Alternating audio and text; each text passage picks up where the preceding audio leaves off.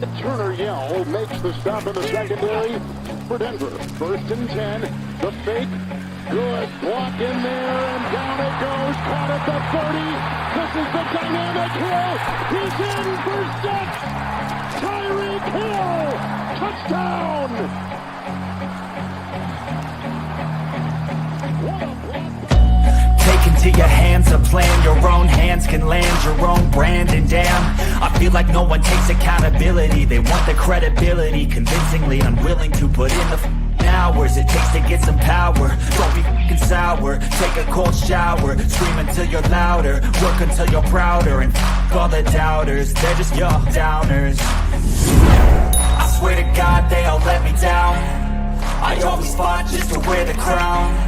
I'm f***ed off at these f***ing clowns who were all taught they deserve it now. It's only worth it if you work for it. It's been a tough season for us, but what it's made us is stronger and a better team together. And we're about to go on a small local television game on Thursday night. No, wait, it is the game of national televised games, Thursday night football, Thanksgiving. So it's cool. Very proud of this game. Enjoy it for tonight. Yes, we checked that box. That was the expectation. Like, we're flexing right now on who we are. Okay, and that's when you find out. Not when everything's good, but when teams go through tough times, and we've responded exactly like I thought we would. It's a good fucking feeling, but it don't mean nothing if we don't get this next one. This next one's everything. It's mental fucking toughness. Thanksgiving football, prime time. We need this. We need this one. Whatever it takes. W3, 1, 2, 3. Yeah.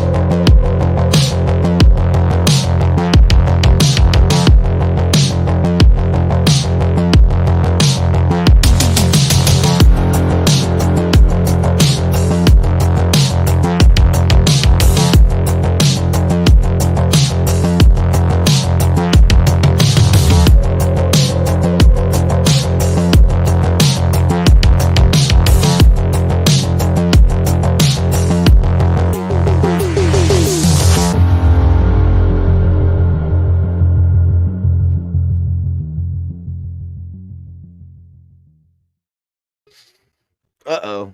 Vern. There we go. What up, everybody? Welcome to another episode of the Fins Tailgate post-game edition. Got Color coming up here. What up, Color? Shout out to everybody. Hit the like button. Happy. Yo, we need to turn this up, dude. Color. You know what? F these cheeseheads, bro. Just like Kevin Lee says. Shout out to Kevin Lee, member extraordinaire. Man, turn it up. It's time to. I didn't see nothing today from the Packers that I didn't think this team, this healthy Dolphins team we got can't beat, man. Color, we need to stop acting like we're worried about stuff, man. You know what I mean? Statement game, Color? Statement game? Hold on. Bad team, good team, whatever team. Yellow helmets, cheeseheads in the audience. I don't give it 8 degrees, whatever you want. We need to start showing. We need to start taking control of the narrative. To the narrative. Is that right, Color? Hit the like button, everybody. Cheesehead's coming in here, too. Look at this. Gregory Williams, Cheesehead in the building. I didn't see the 49ers dying today. They have a bad injured team and their quarterback's down and all. I didn't see them dying from the cold. Couldn't do it. Shout out to Ramon in here too. Salute to the member in, the family member in the crib. Adam in here. Alex. I'm feeling what Calais is putting down, bro. That's all I'm saying. Molly Mall, your Cowboys, along with the Titans won me money today, bro. First time ever the Cowboys won money for me. Crazy. Wow. I can't Never believe gonna- it, man. I can't. I faded myself, Color, and it worked. It worked. We in there. Oh, look, here come Ali right now. What up, Ali? What's up, Ali? What's up? How's everybody doing today? Pretty good. All right. Apparently, my mother said that crowd was roaring, and that's why we got them zillion false starts on them, bro. It was pretty loud. Not gonna lie, bro. It was pretty loud. It was impressive. I did not see no New England takeover whatsoever. It was primarily all Dolphin fans. It was very crowded, to be honest. There was a lot of people. Well, listen, it looked, I mean, the Patriots, I think they had like 10, 11 penalties, like 8 of which were pre-snap penalties. Really just kept tripping over themselves all first quarter. And the Miami Dolphins, in the beginning, seemed to have a little bit of a pace, but not working out. Dolphins on the day only ended up with 65 yards on the ground, and that's with, you know, that's with them even giving Malik Washington a couple of runs around the edge, and even Jonnu Smith had a carry in this game. They tried whatever they could. Achane only getting 32 yards on 10 carries. Jalen Wright getting 28 yards on 7. Really a lot coming from that one he took around on that motion sweep, but didn't slow the Dolphins down in the slightest. Tua throwing it 40 times today, dicing them up. 4 touchdowns in the air by Tua, 29 of 40, 128.9 passer rating today. Just absolutely diced it up. I mean, Tua, even what's cool is that in the game, Tua stepped up, made a nice play in a situation where he made that play, that stepped up, made that play to Waddle, who seems to be his go-to guy when he's looking downfield, when he's moving through the pocket or around the pocket. And it looked effortless how he did it too. It almost looked like he wasn't pressured into doing it as much as he chose to do that, to manipulate the defense and then open up windows in other areas and facilitate. That's what I've been saying. He's been moving around and getting himself out of clean pockets to But he's open also the field up seeing for how- himself, let stuff develop. He's also becoming a benefactor of learning how it's going to help him to do this stuff. Yep. And He's starting to remember how plays develop. He's the game is starting finally slowing down starting to for that. recognize patterns in how Yes. these plays develop, and he can dissect and know right away, this is busted, I'm out of here. You know what I mean? Look, Now- I'll tell you this. I've been wanting to say this for a hot minute after watching this game and then analyzing what happened against the Raiders. Okay. No one can argue that Tua Tagovailoa, granted, it is the Raiders and it is the Patriots. There hasn't been a quarterback the last 2 weeks that has performed at the level that he has. Ali, not do the you last see week. anybody? Do you see the Eagles dicing up the Rams tonight? I'm not even watching that game, to be No, honest. no, I'm just saying. It's not. They're You're not. not seeing nice. Jalen Hurts dice up the Rams tonight. That's all I'm saying. Here is what has changed. This is what's changed. Because I'm trying to figure out what was going on in the beginning of the season, what didn't work last season. I've been thinking about this. In the last 2 games, I've seen him get comfortable with a weapon that's not named Tyreek Hill or Jalen Waddle. And that's Jonnu Smith. He's gotten comfortable with Jonnu Smith. Now he feels like, you know what? I can throw it to Jonnu Smith, and I don't have to worry about him not making the play. I believe in him. I have comfortable there. I can throw the ball. Right? I know I can on 3rd and 2. I can put it at 12 o'clock across the middle of the field, and he's going to reach up and grab it. And it's not just Jonnu Smith that's benefiting from this. Achane. Achane, yes, thank you. So he's starting to realize that, you know what? I don't have to force it to the best receiver in the league, Tyreek Hill. I don't have to force it to the future of our team, Jalen Waddle. I can spread this around and be comfortable. Doesn't matter if it's Tyreek, Jonnu. There's no name on the back of the jersey. It's a Dolphin logo. That's what he's realized. Oh, Hey, real quick, Ali, Grumpy says he'll be at the Jets game, boys. So you'll have to link up with Grumpy. Oh, man, I got some tequila for you. There you go. I just want to bring something. Do you mind if is that a presser you're gonna play here in a second, Cap? Oh no. Okay. Go ahead. Yeah, I'm gonna pull something up because I want people to see this in writing. Okay, I want you to know this ain't nothing I'm just making up or glorifying here. Look at this. Okay. Do you see that? All the targets. 10 Yeah, there's 10 guys. Receivers. 10 different targets. 10 different targeted receivers. He had 9 targets to Waddle, 11 targets to Jonnu, 6 targets to Tyreek, 4 targets to Achane.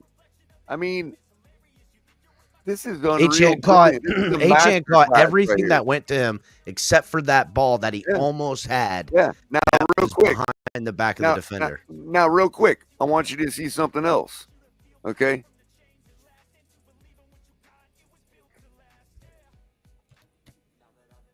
I think you already know what I'm putting down here. I know where you're going.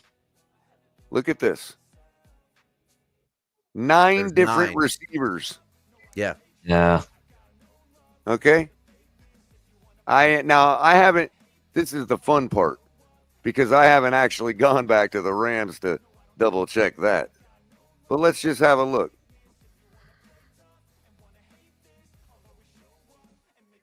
Together. Look at this. 1, 2, 3, 4, 5, 6, 7, 8, 9 different receivers. Yeah, that's See the common denominator here, people? Yeah, Spreading the ball out. That is the difference, bro, because that's what I'm talking about. You go back 2 years ago, it was Waddle, Tyreek, Waddle, right. Tyreek, Waddle, Tyreek. That's it. Right. I just showed 3 games, Ali. What's our record? What's our record in the last 3 games? We're 3-0. Yeah, we're 3-0. Remember when we said we got to go on an 8-1 run? Now we're 3-0. Yeah. We got to go on a 5-1 run now. And I'm not even sure 10-7 is good enough anymore. We may, in fact, have to go on a 6-0 run right now. Listen, I'm saying that until. But I'm liking what we're bringing changes. to the table. I'm liking the tools we got to go in it with. Yeah. And you know what? One thing I noticed, especially in this game, there were some passes that were thrown to OBJ, and one of them he should have caught. I'm sorry. If that was the OBJ of old, he was not dropping that ball. I'm sorry. Right? But there was some passes that he made to OBJ that he didn't. Obviously, OBJ was covered, and there was nothing you could do about it, right? But I kind of liked the fact that he was at least making the attempt. He was taking the risk. You know what I mean? I kind of like that, and I don't want my quarterback to feel like he has to go one direction. If you think something could happen, and go ahead and take the risk. And he's starting to do that more and more. I've noticed it in the last, and that's what I feel like he's finding himself in all the body of work, along with the maturity and everything else is all coming together. Yeah, the concussions really the outlier, the biggest problem. But the crazy part is it's not affecting him psychologically in the slightest. And honestly, in some small way, he's killing the narrative all the time because it is not affecting him mentally or physically. And at this point, if he were to go down in any time in his career, I have almost faith that he's coming back and going to be just fine. It's crazy. And I also think that he's not. I think Lewis is still spot on. I think the NFL had to do with him going on IR. I don't think Miami would put him on IR, and I don't think they would the next time. I just don't even. Yeah, why would you? Fuck. Because I think he made it clear his feelings on that. not only did he make it clear his feelings, but it's also clear that there is nobody even remotely close that could come in here and do what he's doing. It's definitely not on the team. And I mean, outside of maybe like, no, there's nobody that anyone's not going to hang on to at quarterback, whether we go and trade for something as a backup guy or find someone on the waiver wire. No one is going to operate the offense the way he is, and it ain't even close. Yeah, I can't think of anyone you could potentially put on like, okay, you could get someone to come in here and win you some games just going willy-nilly. Like you can get a Jameis Winston in here and he can hold it down for a couple of weeks just playing fast and loose. He'll lose the shit out of a game for you there too, but at least he can win you one or two, whatever. But coming in here and operating this offense, nobody in the NFL could do what he's doing on this, operating it right now. I mean, and that's just the deal. And if you want to know the difference of why you can call it spreading around, look, there's a reason that he's able to spread it around now, and it's because he's getting himself into open space. He's utilizing more of the field to get himself opened up so that he can let that stuff develop and find it. These guys, these 9 different receivers aren't able to be found if he's standing in the pocket, twitching his feet, waiting for him to get open. No, you need to create different angles for yourself. Get yourself out of a clean pocket if you think that might help. If you think that might open up a different trajectory. So in other words, you're getting guys open by changing your angle to them. Yeah, absolutely. Yeah, I want to respond to Steve Eklund here because I definitely saw this comment. Is Frank Smith calling the plays? That's a good question, and the reason I bring that up, there was some different stuff we saw today that we haven't seen since the season started. There was a play I remember that they shifted 4 or 5 different ways, and it actually confused the defense so much that the defense went, did an encroachment there. Maybe now hold Frank. up. Here's what's happening. I'm going to tell you what's happening. Okay. So there's a play. Now, Ali, you were in the stadium, but there's a play where the camera got totally sucked in on the run and didn't pick up Durham Smythe coming back, and Tua threw the ball behind his back, and it went to Jalen Wright. That was that big play by Jalen Wright, I think. Yeah. Anyhow, what I think has happened that has changed over the last couple of weeks, and there was a growing period all the way back to the first Tyler Huntley game, is that, and maybe all along, but the learning curve was this: Frank Smith is calling the plays, is calling the game. The entire Mike McDaniel, there's a total of everyone putting together game plans. Frank Smith is calling the plays. Frank Smith is calling the game. Mike McDaniel is dialing up play calls. Right. That's what's happening. Frank Smith is playing down in, down out, putting together the plays, and at times Mike McDaniel is dialing up plays. He's like, okay, he saw this, been watching this, sees it. This is going to work, and dial something like that behind the back pass up. And I'm telling you right now, we've seen Mike McDaniel become more head coach than play caller and offensive guy over these last couple of weeks. And I talked about this at the end of the show of him being reserved. He's gained wisdom by being reserved and now realizing the benefit of it by, I don't have to dial up 10 of my best plays in the first 10 plays to win against his opponent.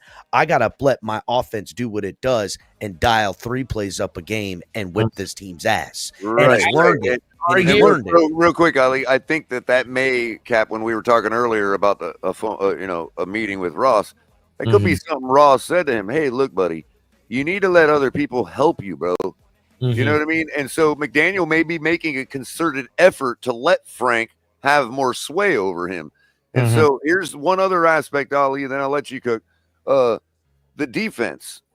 So if Mike McDaniel, if it's a situation like you're talking about, Mike, Cap, which I wholeheartedly believe was plausible, would that not also free up McDaniel to maybe look at the overall macro game, both sides of the ball as a head coach, and say to Weaver, yo, if I was this offense right now, this is what I'd be doing against you all.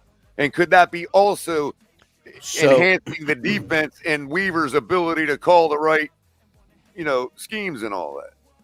Mm-hmm. I mean, I think complementary. You know what I mean? I think they've always collaborated against and Of with course, each other but now in what a I'm way saying that is we Daniel thought. has Hold on, to Color. find In a way that we thought we were going during to the get game. from Vic Fangio when he Right, right. came here, as far as dissecting defenses for I got McDaniel. you. I got you. I got you there. What I'm saying is, if he's offloading some of the duties to Frank Smith, that's buying him more time during the game to sit there and take his mind off the offense for a second. You're talking about the and look at byproduct. what's going on when our defense is on the field. Yes, I think there is a byproduct of that. I would say here's what it is. Not so much in a way, like there wasn't this defining moment, right, where Ross came in and made Mike McDaniel emboldened, like you say. But I will say that there has been some growth where Mike McDaniel obviously is carrying himself in a different manner than what we had thought he was doing. We thought he was Mr. McSwaggy, everybody's friend, laughing it up and chumming it up. And we still kind of see that from him, but there's this different type of command by him. I don't know if there's any more respect given, if there's some definitive moment, but there is absolutely a different command that we're seeing out of him as a head coach, not as an offensive guy. Well, Cap, there's some people that tell you what's wrong with you, and there's other people that do it differently and let you and create a situation where you're answering your own questions and you're correcting your. In other words, it's one thing to say, "Hey, this is what you're doing," and it's another to let a guy tell you, "You know what, Coach? I just realized this is what I'm doing," and that, and the coach says, "Yeah, that's what I've been trying to get you to see." Yes. I just wonder if it's just simply this, right? Mike McDaniel just, caught fire. And when he sharpened what his fire was in year 2, he was even hotter, but cooled off very fast. He's learning that heat, that spark, that flame needs to be preserved in a year long, and you have to reach onto it. It's almost like you have only a certain amount of liquid in this drink, and you can survive 2 weeks on it, or you could drink it all today and die in a week. Right. You know what I'm saying? Right. So Well, think about parenting. Parenting. You guys are both parents. Like it's one thing to tell your kids, it's bedtime. You have to go to bed because I say so. But as they get older, it's it's good parenting to finally have convinced the kids that they want to do that for themselves. I hate falling asleep in class. I hate this and that and feeling this way every day. I get you. You know what I mean? Like there's wisdom grown in that aspect. And I feel like here's the thing, right? I also just wonder if Mike McDaniel is one of those dudes that when the going gets tough, Mike McDaniel gets going, right? Like that's what I'm seeing. Like, again, a lot to overcome, a lot to bounce back from. In so many ways, we've seen so many others completely just let it slip through their fingers. And Mike McDaniel, it was sliding through his fingers, dog. We all seen it. It was like, oh shit, like this team could have turned their backs on him in a drop of a hat, but they didn't. And not only did they not, but he probably swallowed a bit of pride and tried things and utilized things and used the people around him. That's the only way, because I feel like I know that he's it may have been a meeting with Ross that got him to see that light. That's what I was saying. It could earlier. be, but I don't know if it even takes that as much as either. I don't give a shit what it was. Look, I'm Ross not giving it is a wise Color. guy, though, I am man. not He's a fucking giving it to Ross no matter how many times. Ross Dude, he's didn't a do wise shit. motherfucker. He's a billionaire, bro. Fuck that. Why? We may hate billionaires, but there is a lot to learn from their wisdom, bro. No, they didn't get to be billionaires by being having knee-jerk reactions and whatever else. I don't hate billionaires, bro. I know what What I billionaires wanted to are. say, what I wanted to say earlier, about You're the wrong, whole Color. change of Frank Smith and all that stuff. I think it started way back at the Rams game because that's when you started seeing things just a little bit differently. And look what the result is: a win. And it got even It was right before it was right after the trade deadline ended. What are you talking about, bro? I get what you're saying. I'm just saying that I think that's when we started to see more McDaniel being the head coach McDaniel rather than, you know what, I'm just gonna do everything all by myself, McDaniel. Agreed, because That's what I'm saying. it was obvious that in the Bills loss and the Cardinals loss that yes, you could ask more of your defense, but you got to ask the right things of your offense to not need to ask more of your defense too. And it takes some self-reflection for an offensive guy to look at. It's so funny, right? People think I over defend the defense. Color gets it as well. You have to, people that are defensive players or offensive players, they don't understand what the synchronicity and how it works to be a football team at times, and how driving 9 minutes off the game clock and coming away with 3 points is almost better. There is definite situations where it is better to do that than to get 7 points and only take 2 minutes off the clock, right? If you don't understand what I'm talking about there, you're never going to understand it, because you have to take all things into account in a whole picture. And because of that, people get the defense didn't get the stop, or the offense scored and did what they need to do. But yes, they did. But what we were saying with the high poweredness and what I expect from Tua and what I expect from Mike McDaniel, the missing element was patience. The missing element was control. The missing element was balance. And then since that game on Monday night, and ever since then, they have been poised. They have been balanced. They have counterpunch. If you're going to do this to take these away, we have something to do with it. Well, look no further than the effectiveness of Tua throwing to 10 guys and spreading the ball around. No, we have the unofficial. That last little part of that is that when the balance is in, you saw what happened to the defense today. One rises the other. People got to understand that's why the Dolphins look really damn good. When was the last time they handed the ball off after we went up 21 points? Don't you realize how easy it is for the defense to freaking win when the only thing that other team can do is pass the ball with a mediocre quarterback? It's beautiful. I mean, that's what happens. I've been saying it for 3 seasons. Really quick though, Cap, we do have the unofficial dramatization of the meeting between Mike McDaniel and Ross, and we have the part when Mike McDaniel first sat down. Do we need to hit the breaking news on this? No, it's not really breaking news, but it is, because it's just a dramatization of the dinner that Mike McDaniel had with Stephen Ross and Mrs. Ross, God rest her soul. And this is how it went. Get it? There is a darkness inside of me.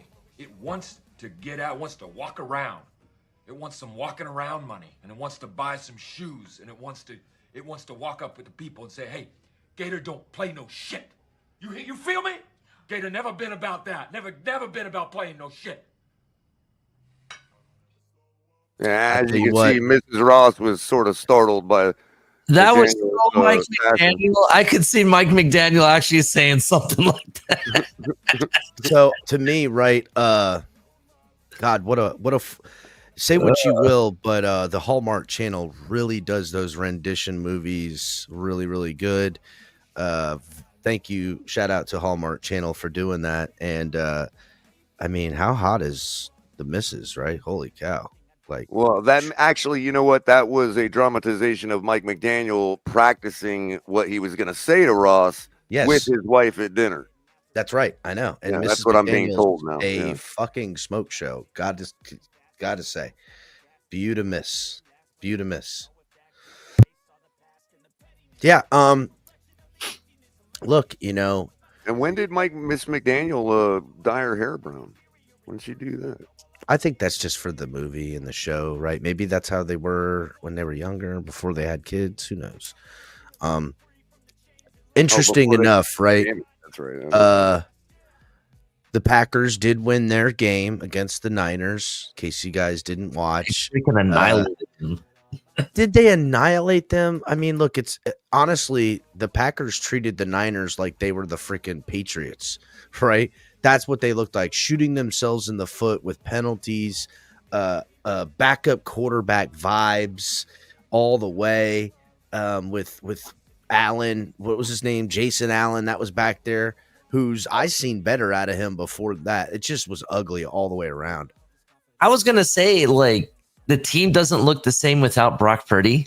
I'm just gonna point that out there, and it's kind of funny because our team is the same way. We don't look the same without Tua. And their defense Just is so crap many without Nick moving Bosa, parts, man. or So many whatever his things. name is. There's Yeah. nothing to key in on, right? There, you got to know like 10 different things at one time. One So, thing I'll say for coming up Thursday, we need to be ready to stop the run. Josh Jacobs sets that team up so well, and it's kind of scary. I really think we need to focus on stopping the run and let Ramsey and company do what they do. That's I that's agree what I think. wholeheartedly. I Yeah. agree wholeheartedly. Our secondary, you don't see Javon Holland very often because people are staying away from him back there. They're accounting for him creeping around in deep back there. So, by the way, Jordan Brooks had a quiet day today of only 9 combined tackles. yeah, dude, that Jordan Brooks, that guy is the shit.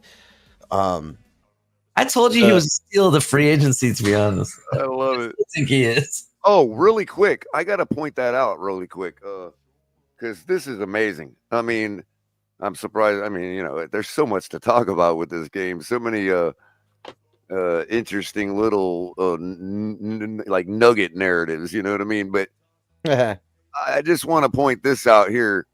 5 total tackles, 2 solo. Okay. And a fucking interception on his first day game in the fucking building. yeah, dude, talk about it, Color. Newly acquired linebacker Dotson. Tyrell Dodson. Yeah, dude. Game ball. And Game it ball. was a pretty dope interception, dude. He stuck his hand out. He's like, "Yeah, ball's mine." Yeah, You know, it was Odell Dude, Beckham. he went like that, bro. He snatched it way back here off his fingertips. Yeah. That was a Odell hell of an Beckham-ish. interception. You know, I hope Walker comes back because I don't care. I know how great Dotson did, which thank fuck too. But Walker been playing great for us. They say it's a hamstring that he was injured on, which is really weird. I hope he didn't tear something or pull something or whatever. Short week to get him back, right? Even if he has to miss it, I hope we get him back in due time. Because if we get a rotation of these guys, these 3 linebackers moving in here, look, I just want to point out, all 3 hand picks by Weaver for this defense to operate properly. And God bless, bro, how many fucking years have we been dying for some competent linebacker play? And the new guy who comes in for the other new guy, all 3 I have seen pop off the screen to me all the time. That guy Brooks is fucking all over the place, bro. Anthony Walker, deep in coverage before he got injured, always. You're like, you think it's Holland back there. It's not. It's fucking our linebacker. And then now this guy Dotson coming up, playing down by the line, playing in the center. I mean, shit, dude. Bravo. Yeah, Jordan Brooks, I agree. I'm hoping Jordan I'm Brooks, 9 total tackles, 7 solo, and 1 tackle for loss. Really quickly, one other thing, Ali, Chop Robinson, obviously, 4 total tackles, 2 solo, 1.5 sacks, and 1 tackle for loss.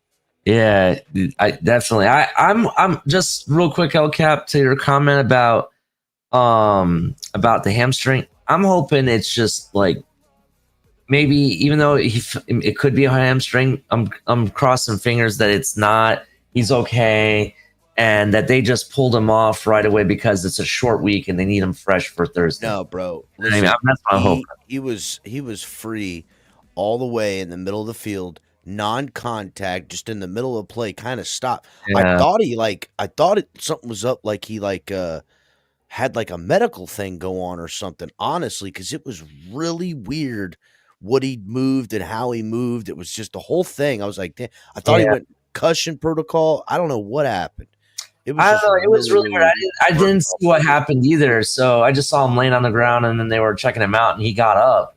Yo, But- no bullshit. Aaron Jones says Chop Robinson wasted pick. I didn't say it was a waste pick. I did not like the pick. I wanted one of them O linemen. I wanted something. Also aren't a Skylineer, so Listen. I will agree. I will agree with that. I even was not happy with the pick initially, but then after reading more about him, because he wasn't somebody that was high on my draft board. You know what I mean? No, he wasn't high on my draft board. I mean, listen, he looked good. He was ranked right. I forget what guys went ahead of him, but I think Versa was. Anyhow, he was ranked right up there underneath as far as pass rushers went. But I had other people that I thought we could prioritize that were higher value. But ultimately, man, the kid has. It's starting to pay off. Well, he's also benefiting from Zach Seiler and Calais Campbell on the D line. Hey, Cap, really quick, dude.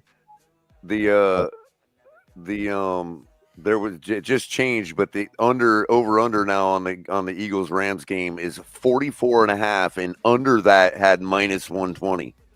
I'm freaking gold, dude, on that 55, man.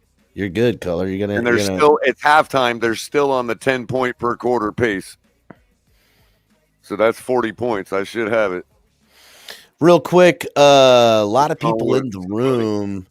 Not even 20 likes. Nobody has hit the like button, Color. There's like 50 That's plus. Because Aaron Jones thinks we're all Skyler. Nobody hit not the allowed back like on the button. Tua train and all that That stuff. sucks, You know what? dude. You know what, gentlemen? Look. The Tua train took so long to get going that we already got there on our bandwagon. We're waiting for y'all to get here. So I don't know what you're talking about. Not allowed on the Tua train. We're sitting here waiting for y'all. Who said it? Tua trains and shit like Aaron that. Jones thinks we're all haters. Aaron Jones, you can't even. I mean, why don't you go back to play for the Green Bay Packers or something? I know, bro. What's up with your performance in Minnesota, man? You need a job. Yeah. Dolphins need a fifth running back.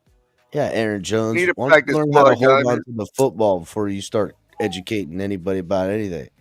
But I knew all You along. know nothing all along. You believe. known That is shit. completely different. You believed, Yeah. and kudos to you. You had faith. I don't have faith. I'm sorry, but you didn't know nothing. Can't know Well, no something that shit. didn't happen. Shut the fuck up, Aaron Jones, and go learn how to carry a football. Bum. Fucking idiot. You didn't know nothing. It's been 10 quarters. Let's get another 4 in the books before you You start. didn't see shit, fucking bandwagon. Aaron. He ain't seen shit. Seen it where? Seen it in college? I don't want to hear that shit. Yeah, well, like I said, let's see it for 4 more quarters against Green Bay before we start getting back on the everybody was wrong shit. Yeah. I didn't see none of you all coming around talking him up when You know what I've seen? we were I'll tell you about what I've to cut seen. his ass. Listen, here's what Ravens 2 years ago, dead ass, thought that too. But the concussions had me skirted. Always been about health with Tua and ability because of health and limitations because of health. Always and still is. But Oh, hallelujah. He son got of a bitch, himself out son of of the a bitch pocket is like a couple 2 years times. away. 2 years Yeah. away of saying concussions. He got never himself slowed me out of the down, pocket none. a couple times 2 years ago, enough to come back and win. Oh, Who said he's whoop-de-doo. trash, Aaron? When has he Who done said it he's since trash? then? Ain't nobody said nothing about trash. Is that Jay? Yeah, that's That Jay? Jay, why don't you come up here? I dropped the link. Yeah, because he only wants to come up if he's got control. He don't like not being able to mute people. I can't give you control, Jay, but That's why everybody don't come up because they all want to be able to mute people. You know what I mean? Yeah. I think Jay's afraid of Lewis. That's the problem. He thinks Lewis is going to jump him if he comes up here. Y'all said he trash. Prove it, Aaron. Fucking prove it. Who are they saying? Hey, guess what, Aaron? Yeah, here we go again, Ali. We do this like at least 3 times a year. I think we do this. A lot of times it happens after we won. After it's always after we win, bro. And Tua it's always does after good, it's always after Tua. It's always after Tua puts on a master class, right? So I'm gonna say it for you, Aaron Jones. You ready to clip it? Get your record button going. Ready? Ready? Tua is trash. How you like that? Still trash. Well, it's every time I say that he's going to have a horrible game that he ends up doing something. So there you go. Clip it. You got it for life. You can show me a year from now when we're having this argument again. You can pull up the clip and say, "See, Kohler, you said he was trash." Yeah, no kidding. It's called hyperbole, bro. Look it up in the dictionary. Oh shit! Look, it's Robert and Crypto. What's up, What's up, fools? boys? I'll say he's trash tomorrow too. What's up, Crypto? Hey, what's going on, man? What's happening? As long Crypto, as can somebody you tells me believe I'm these not allowed to people? say he's trash? I'm gonna say he's trash. How about that, Aaron Jones? Every time you Crypto. complain about me saying he's trash, I'm gonna say he's trash again. By the way, they're trying to gatekeep out here already. Oh, Crypto, man. no bullshit. You know what? You know Aaron what? Jones Hold on, showing hold up on. in chat, I'm gonna say gatekeep. Tua What a is trash. quickness, Crypto. Hold on. I'm gonna say Tua is trash so many times that Tua will want my autograph for saying it so many times. bro. I just want to say this quick. I know last night I said that this game is going to be decided by 7, and I wasn't wrong. The only thing is it was decided by many 7s. Hi. Funny. Well, Yeah, you're right there. Yeah. I'll That's be true. noted. Tua Bruno's is coming trash, through. man, and everybody will want my autograph. Tua will That's be true. like, "Bro, I've been waiting to meet What's you." up, Todd? Tua will be Long like, "I've time been no waiting see, to everybody. won the Super Bowl." who's got the Okay. feedback? Hold on. I'm putting you on mute, Todd. It's Todd with feedback. Got you, Todd. Todd with all right, hold a on. little bit of feedback. Got a little We'll say echoey. that was Todd. a hell of a game from Tua today. It was great, bro. It was a great game. I say it was a Good masterclass. production. I'm trying to find the error that he made all day. Like I other think I than saw your normal, one bad throw, Oh, he- but I'll take that. he any day of attempted the a week. pass in the end zone and dinked off the Look, defender's look, head. look, What was look, that, look, one look what mistake he Aaron made the Jones entire does, day? Color. Look what Aaron Jones does. He goes, where's CC at? Where's Oh, he's Pete got at? a You know where point CC there. and Pete are at? Yeah, but Here I'll- every day, other than Yeah, this one they'll episode be in right the now. chat. Wait a minute, They're wait a here minute, wait a every minute, wait a show, minute, every wait a minute. episode. So Wait a where minute. Yeah, you they're at, around Aaron? every episode. Where you I'll at? back up Aaron Jones on that one. I mean, come on, Pete, CC, where y'all at, bro? Come on, man. They're where they at right now. But guess what? Pete and CC both were up in this chat fucking not Yeah, 4 but both hours of them are ago. here every Sunday. Every not like Sunday, they ain't got win the or time. lose. It's not like That's they're true. spending it with their kids or having a birthday party. Yeah, right, Okay. Yeah, they're not doing no holiday shop. Back up. I will yourselves. back up Aaron Jones on that one. I know where Pete's at. Pete's Where's too Pete? busy fumbling his phone, just like Skylar fumbling balls. Bro, That's exactly fucking dude, Skylar Thompkins. This guy has literally gone Man, from Ali. a young kid that looked to have talent to a kid that was regressing to now just a flat out fucking liability up around this bitch. Get How- that guy up out of here, bro. Bro, I- how he- horrible he's is that? You put in the backup. First play, he fumbles the ball and was like, fuck you, get out. I'm in. Hold on a second. I gotta say this for the record, Ali. I don't want this knee jerking to continue, right? I look. No, If you're no, talking don't about a even pure, say- hold on. If you're talking about a pure logical football perspective, I'm not a Dolphins fan. I'm arguing with some other football fan about whose fault that was. Okay, That was the running back. It was the running back's fault. I'm with Yeah, that was Crypto. the running back. Hold It was on, in his though. hand. Hold on, though, Crypto. But at what point does bad No. fucking luck become a skill? At what point No. are you just bad luck, dude? You know what I mean? Every time you get on the field, the offense falls apart, bro. It's like clockwork. Yeah. Funny like color. clockwork. And it happened First of instantly. all, I Almost don't want to instantly. hear none of that shit. Okay, No, it don't I matter. watched Jalen Hold Wright on, take hold on. handoffs It to don't- hold 3 on, other Cap. Hold quarterbacks on, this Cap. year. Hold on, Cap. Never fumbled. Hold on, Cap. So I'm not saying the fumble itself was not his fault, but the collapse of the offense was absolutely his bad luck ass having fault. I Sorry. understand what you're saying. I get what you're saying. I get it. Color. You're Get him using up. That was the crazy. mystical. Run with No, it. crypto. Nah, fuck all that. Color's trying to get away with some mystical ass luck. Fuck that. That ain't luck. As soon as he got into the game, because the fumble was his second play in that series. Okay, the first thing He he handed the did. ball No. off. It was two I handoffs, even wasn't said it? I even said it in the live broadcast. And I'm gonna He look. looks flustered, like he had he No had way, zero bro. No anticipation. Wait a minute, it was two that he handoffs. was I don't even no, think no, he no, threw a pass. way. Zero No way, anticipation man. that he was ever gonna play that day. No He freaking literally, way, I dude. watched him just like this, face mask just like this. Watch, I'm gonna do just No, like bro. he goes, No. no. I seen it. I seen him go like this. You guys are the camera looking at him. It was crazy. They had to bring Tua back in to finish the game that was out and in hand already, which is crazy. So I have to ask a He question at that point. looked rattled. No. He looked fucking rattled off. Right here. rip. No, you're wrong. First No, I'm and not 10. wrong. I'm looking at it in black and white right here. Black First and and white. 10. Skylar Thompson. Handoff to Jalen Wright up the middle. 2nd and 7. The fumble happened. That's right. The second play. First play, Right. look, rattled as a motherfucker. Oh, come Second on, play, man. fumbles the ball. He How looked can you be shaky. rattled handing the It ball looked like off, he Cal? got just about the goddamn ice That's tub. what I'm is what it confused looked about. like. How can you It be looked rattled like handing the somebody ball done. off? Nah, that's exactly Get what this is. guy out of here. You really gonna make me defend this bad luck ass having motherfucker, man? No, I'm not gonna do it, bro.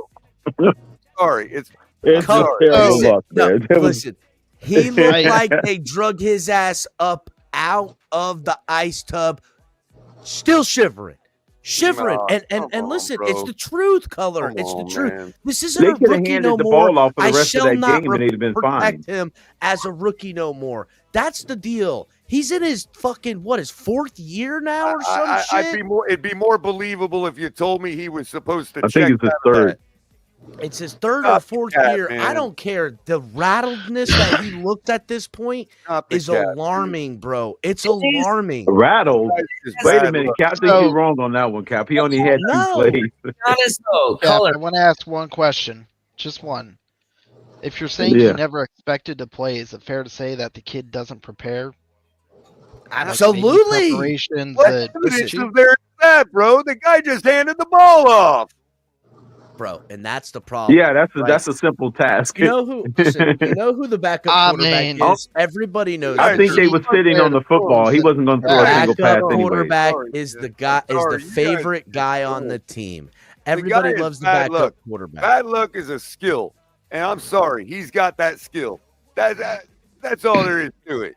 I understand what you're saying, color, and I agree with you. He just unfortunately Yeah, well, says worst luck. But here's the it may be reality. a skill color. I'm over, and this is why I'm putting Yeah. up my album. Holy shit! I got it, Crazy. Ali. I'm sorry. I'm sorry. I'm sorry, Yo, everybody. I just got it. It hit me like a lightning bolt. I'm thinking, why is Skylar doing this? What has happened? Every time Skylar's come into a football game, it's against a defense that just knocked Tua out. And Skylar now he's got it in his head that, I'm coming in the middle of a football game, finna end up in the blue tent. That's They what's didn't happened knock to him. Tua He's out. broken psychologically now, They didn't Color. knock Tua The kid's out. got a. I know, but that's how he acted. He acted like, Oh, they're come bringing, on. they're shuffling the hit Oh, and drill come on. dummy, No, I'm shuffling the sorry. hit and drill dummy, I'm and he's sorry. like, I'm somebody's sorry. gonna No, get the me. moment we Somebody's gonna score that get touchdown, me. I'm No. sorry, bro. The moment we scored that touchdown, they started telling Skylar to get ready, bro. Fuck that, man. Yeah, No. get ready No to get way. smacked. Get Yeah. ready to get smacked. I That's what it was. understand what you're saying. That Well, basically, get ready to hand the football off because he wasn't going to throw a single pass the rest of that Exactly. game. Exactly.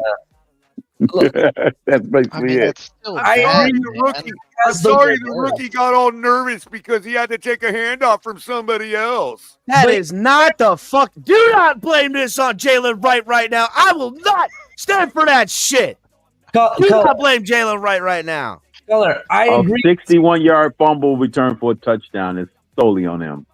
Color, Skyler didn't even make the motherfucking tackle, boys. well, Like, here's at the very minimum, Ali, Jalen Wright you lay chased your life after it. on the line when No, you why fumble the didn't ball Jalen like Wright that. chase after it? Hold on. Here's the reality, okay? I do agree with Color that he has a skill called bad luck, right? And here's where I'm not standing for this bad luck bullshit. Go ahead. Hold on. Here's where I differ on the thing, right? I'm sorry, but I'm putting it's in my name. Have we cut Skyler yet? Because at this point, he's like the Messiah. He's a legend that he's going to come and save us. And it keeps a big game that we're going to have with Skyler. Oh my God, he's from Tua. No, his skill. It's Skyler's skill is called Skyler's special skill is called being unprepared mentally. Man, look, Lewis knows exactly what I'm talking about. Lewis knows exactly what I'm talking about. That's why I take offense when people call me a Skyler Near. I agree with that. I agree. We should listen to Color from the jump. From Skyler the Thompson jump. was never an NFL QB Skyler name. was never an NFL QB name. You will never see that in the Hall of Fame ever. Skyler Thompson underneath the I'm with you. I'm on board now. I'm on board that. Oh yeah, with you. I'm the only one been The saying name. that. Skyler Thompson, winner of the Canadian Football Skyler League. may The not be NFL, Winnipeg but Thompson Beavers is. take it I have all. to co-sign with the Thompson because that's my name. Bro, we wouldn't know, hold on, Crypto. We wouldn't know about Joe Mixon's awesome name. Football League, to be honest. I hadn't said all that shit. We wouldn't have found out how Maybe awesome Skyler's not, but Thompson is. Maybe, hey, maybe it's Skylar Thompson that's forcing that picture of Tua when you Google Tua. Oh my god! You know what's fucking nuts that you say that, Ali? You know what's nuts? Crazy. At the beginning of the year, before week one, Wow, there goes Saquon Barkley yet that again. quiet Wow. period before week one, I was kind of looking on like Google for just some Dolphins stuff for content, and I would type in the Dolphins, and it would pop up like it would populate on Google Skylar Thompson, and then after week one, I would go and type in like something with Miami, and it would populate in Google at Skylar Thompson. It would populate with Skylar Thompson a couple of times. It was kind of weird, and now we have the Google scenario. Oh, with Google hates Tua. They took it down. When you search it with the Brave browser, it's not pull up female Tua. Okay, it is a left-wing conspiracy on Google's part because they know he voted the way he voted. And the fact of it is, no, that's cap. When you search, when you search for him on Brave search engine, it don't pull up the female. That's not So true. what do you got? What do you got to say? What do you got to say about that, Crypto? I was Is like, it my Tua, my choice? Is that That's what we're pure doing? cap. Wait, Ollie. Hold on. I'm not talking. Hold on, Ollie. I know what you're about to say. I'm going to correct you right now because Okay, go ahead, 'cause I know what you're about to say. And it was bringing up the woman. They didn't Right, this but till you a can couple tell, hours ago. hold on. You can tell the Brave browser to use Google, and that's what you've done. I'm talking about the Brave search engine itself. Oh, the Brave search engine. Okay, Yeah, you got it. they use a different metric of search. Just like Bing and all the other search. Exactly. They don't use Google's database. Exactly. Because there ain't no. Google's database is curating Reddit, which is where the post is from, and Reddit is a cesspool. Let's be real. That's an understatement. I frankly probably just showed turned mine worse. to Chat They probably GPT. showed Tua doing worse than that with Photoshop on Reddit. I don't know. I don't go to Reddit, but I'm just saying. I don't go to Reddit because everybody knows Reddit is. It's kind of like the OG Twitter, right? About this kid. Well, that would be the opposite of what you're claiming Google is. It's the opposite end of the political spectrum. Now, Color. See what you've done.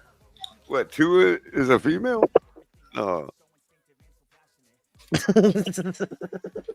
Pretty sure that's going to be the Extreme. No, it wouldn't be no. I could still see his regular profile when I search it. That's just people on the internet putting it up Look, there. here's Did the it deal, live. right?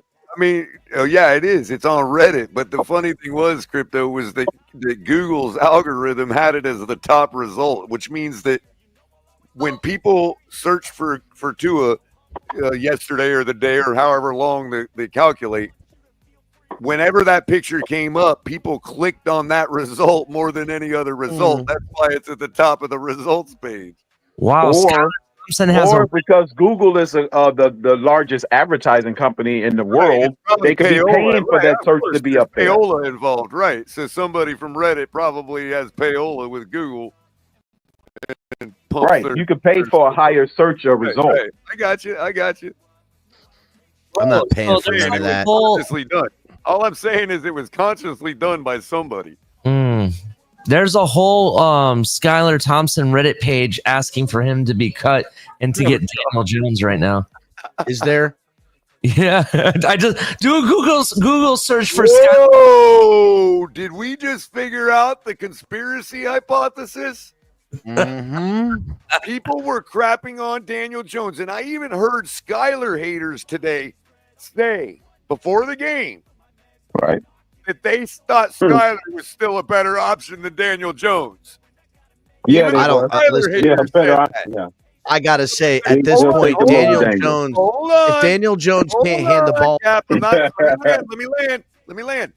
If the Dolphins are interested in bringing in Jones and they want to bring the fan base on board, hey, Skyler, look like an idiot today.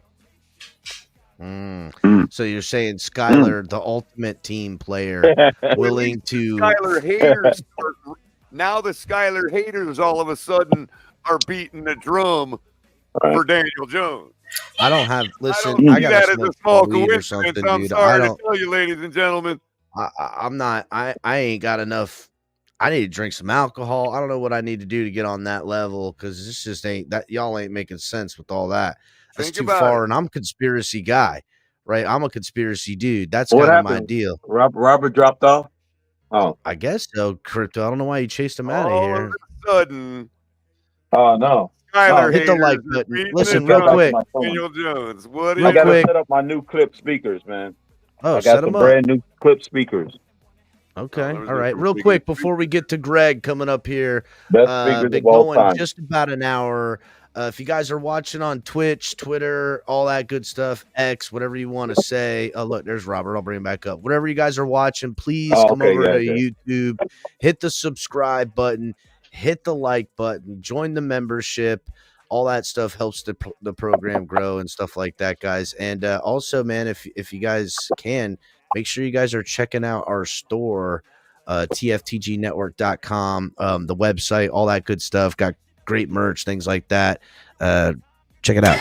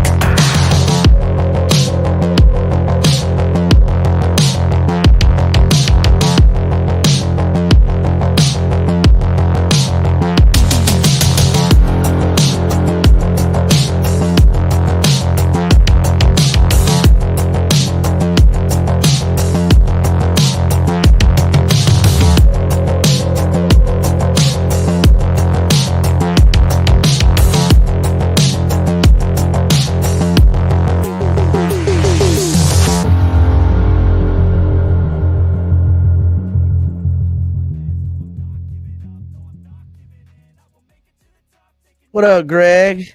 Oh, before you start yelling, Greg, Aaron Jones. Yeah, Aaron, ask yourself this. Oh, God. If Daniel Jones was in the game today, does that fumble, that scoop score happen? I don't want to hear that shit.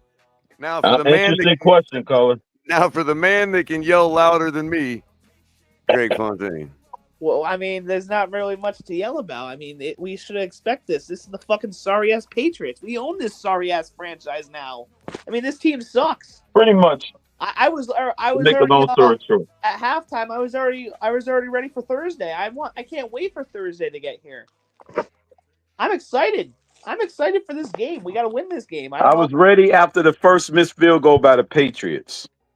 I don't know if we're going to win Thursday, but, we live off hope and dreams here in Miami. And you know what? I'm going to hope we win that game. I'm going to have a food coma probably. I'll be eating pumpkin pie. But, it's time to shut these haters up. And we got to shut these doubters and haters up, bro. We got to go in the Green Bay and prove them wrong. And, it may be the hopium kicking in, but I'm going to tell you right now, if we make the playoffs, yes, Buffalo Bills, if we make the playoffs, you don't want to face this team because I'm telling you right now, I think we're going on a run here. Look at that, Greg, making a full circle. Robert, what do you think about that? I haven't heard Greg go off in a minute, so that's always refreshing. Very, right? I thought the same thing. But I do want to ask one question. Out of the past, Tua's been back 4 weeks, 5 weeks now? It's 5 weeks, right? Yeah. I think it's 5. So since he's been back, how does he rack up against the rest of the field? Number 1, if I'm not mistaken. Is it by a landslide or is it close? I mean, there's a couple different metrics now, I believe. Completion percentage, on target percentage, maybe even passer rating by now. Well, my question to you, Robert, are you using all of his season, or are you just taking a snapshot of only 5 games? Came back. If you want to throw in the first Touchdown 2 games as well, you can. Touchdown to interception ratio. I mean, there's a few of them now, Robert. Yeah, I'm just curious. Like, is it landslides or is it? Because they had like a 6-week stint, right? No, there's still some quarterbacks that still got good numbers. And you still have to have the ability test over the other guys to win a game, like, the Patrick Mahomeses of the world. You know what I mean? Yeah. Anybody had told me that he's better than Mahomes, I would still be like, yeah, I don't believe you.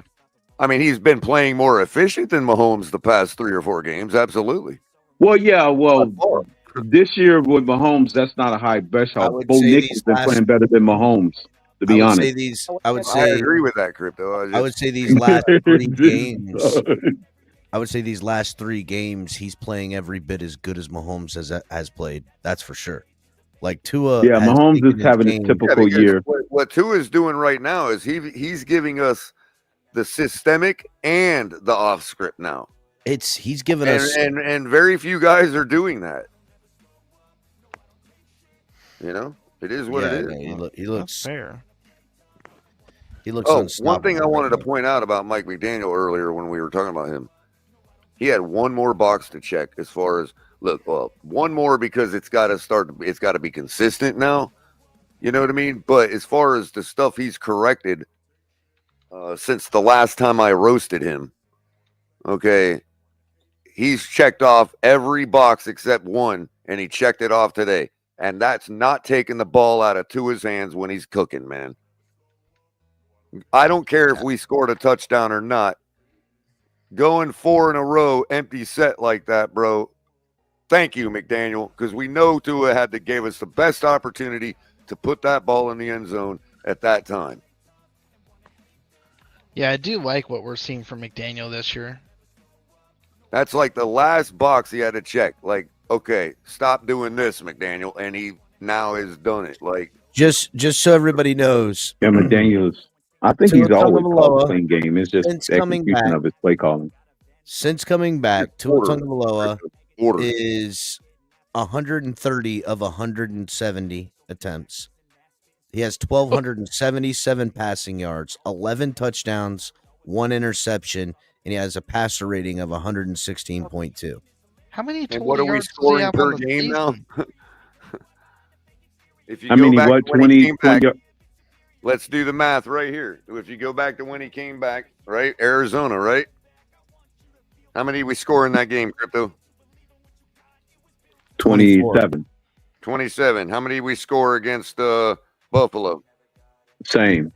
27. How many score against the Rams? 23. 23? Yeah. Oh. Yeah. How many We only against scored 5 times, and they 30. scored 5. That's how I know. We only scored 5 times. 30 against the Raiders, right? Yeah. Mm-hmm.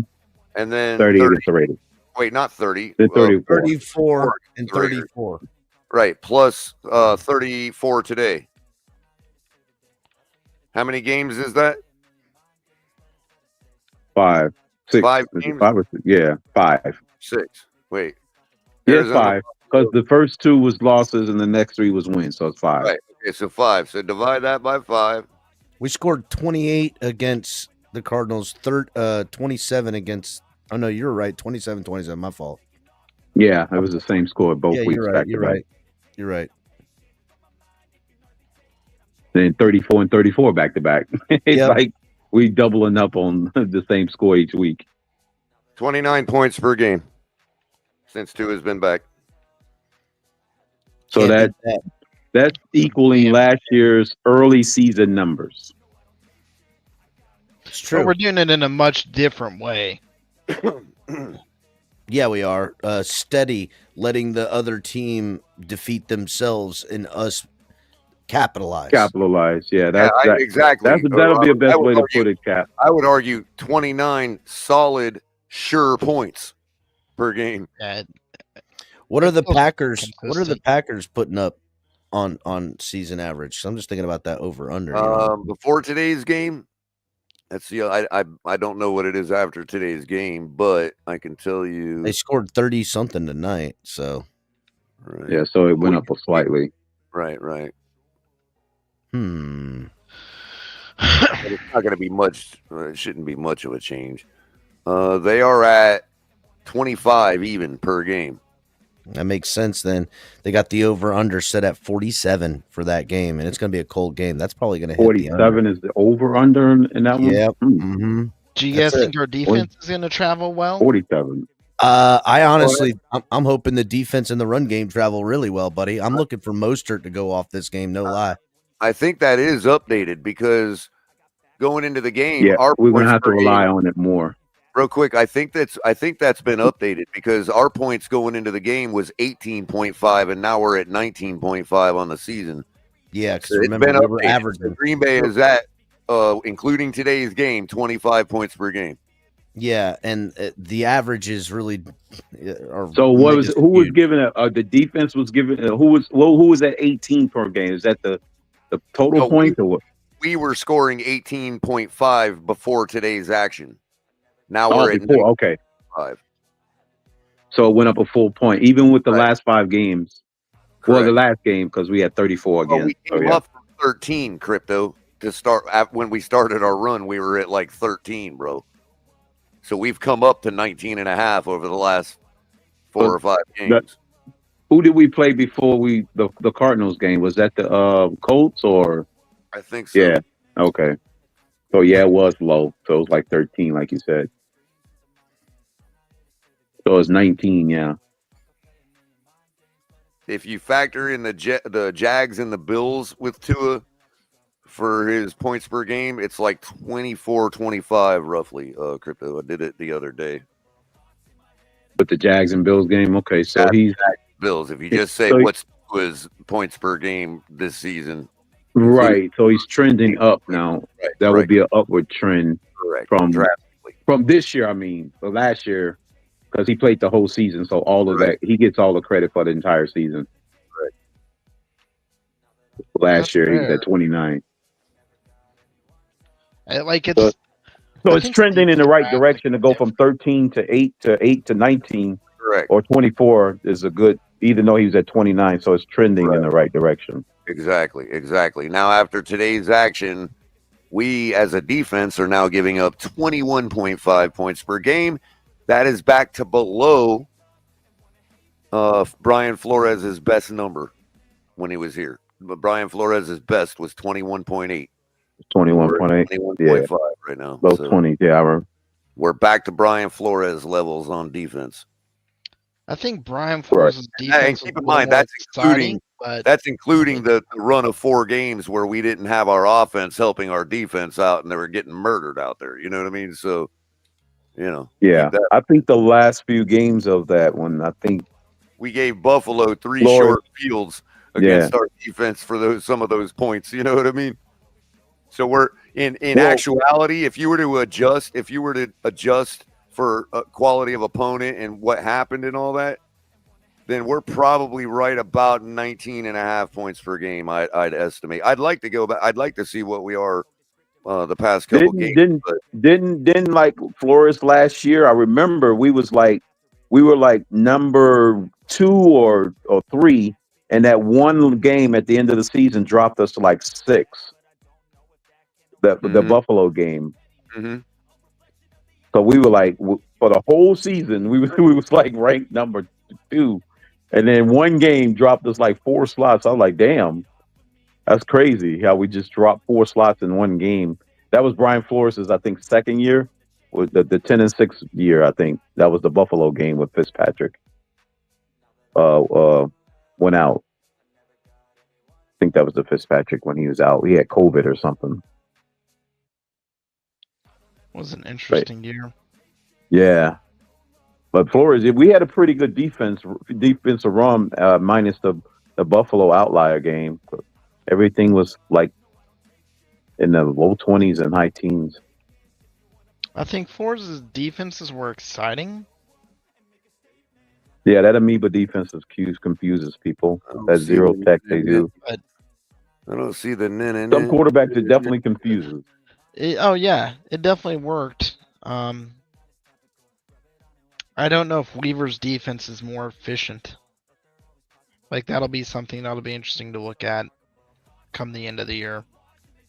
Yeah, to see where he's at versus Fangio last season. Yeah, I will see where it's going to be interesting to see where they finish.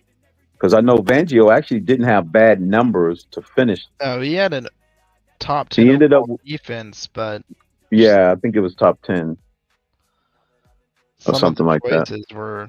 It was 22 in points allowed. Granted, because that Ravens game really killed us in the point per game allowed in the Bills game earlier that year.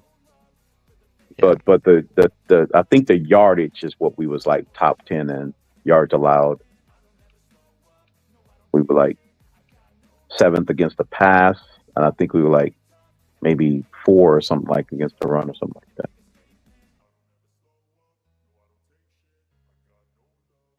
It wasn't a bad game, despite the bad reputation he got on the way out the door. Yeah, it wasn't a bad game, but it wasn't a bad D. It's just a little annoying. I don't know. I think I like Leslie's better. I think Flores' was more fun to watch, but I think I like Leslie's better. It just seems more sustainable. Which one which one you say again? You like not Leslie's, Weaver's. Weaver. Okay. Yeah, I'm playing something else and Leslie popped up on the screen. Oh yeah, I'm like Leslie. I thought you were gonna say Leslie Frazier because Frazier is a defensive coordinator. I'm like, where did we have Leslie Frazier? Connection, but no. Yeah, Leslie Frazier is a defensive coordinator. I'm like, wait a minute, Frazier is he did have some good defenses at one point. I like Weaver's more just because I think it's more sustainable. But that was a good pickup. Good pick it from the Ravens staff. Yeah. Feast or Famine? What'd you say?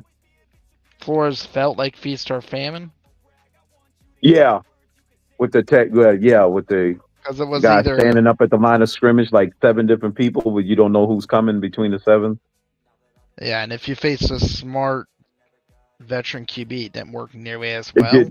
Right. That's what I was just about to say. A veteran quarterback destroy it because he knows exactly who really is about to come or not.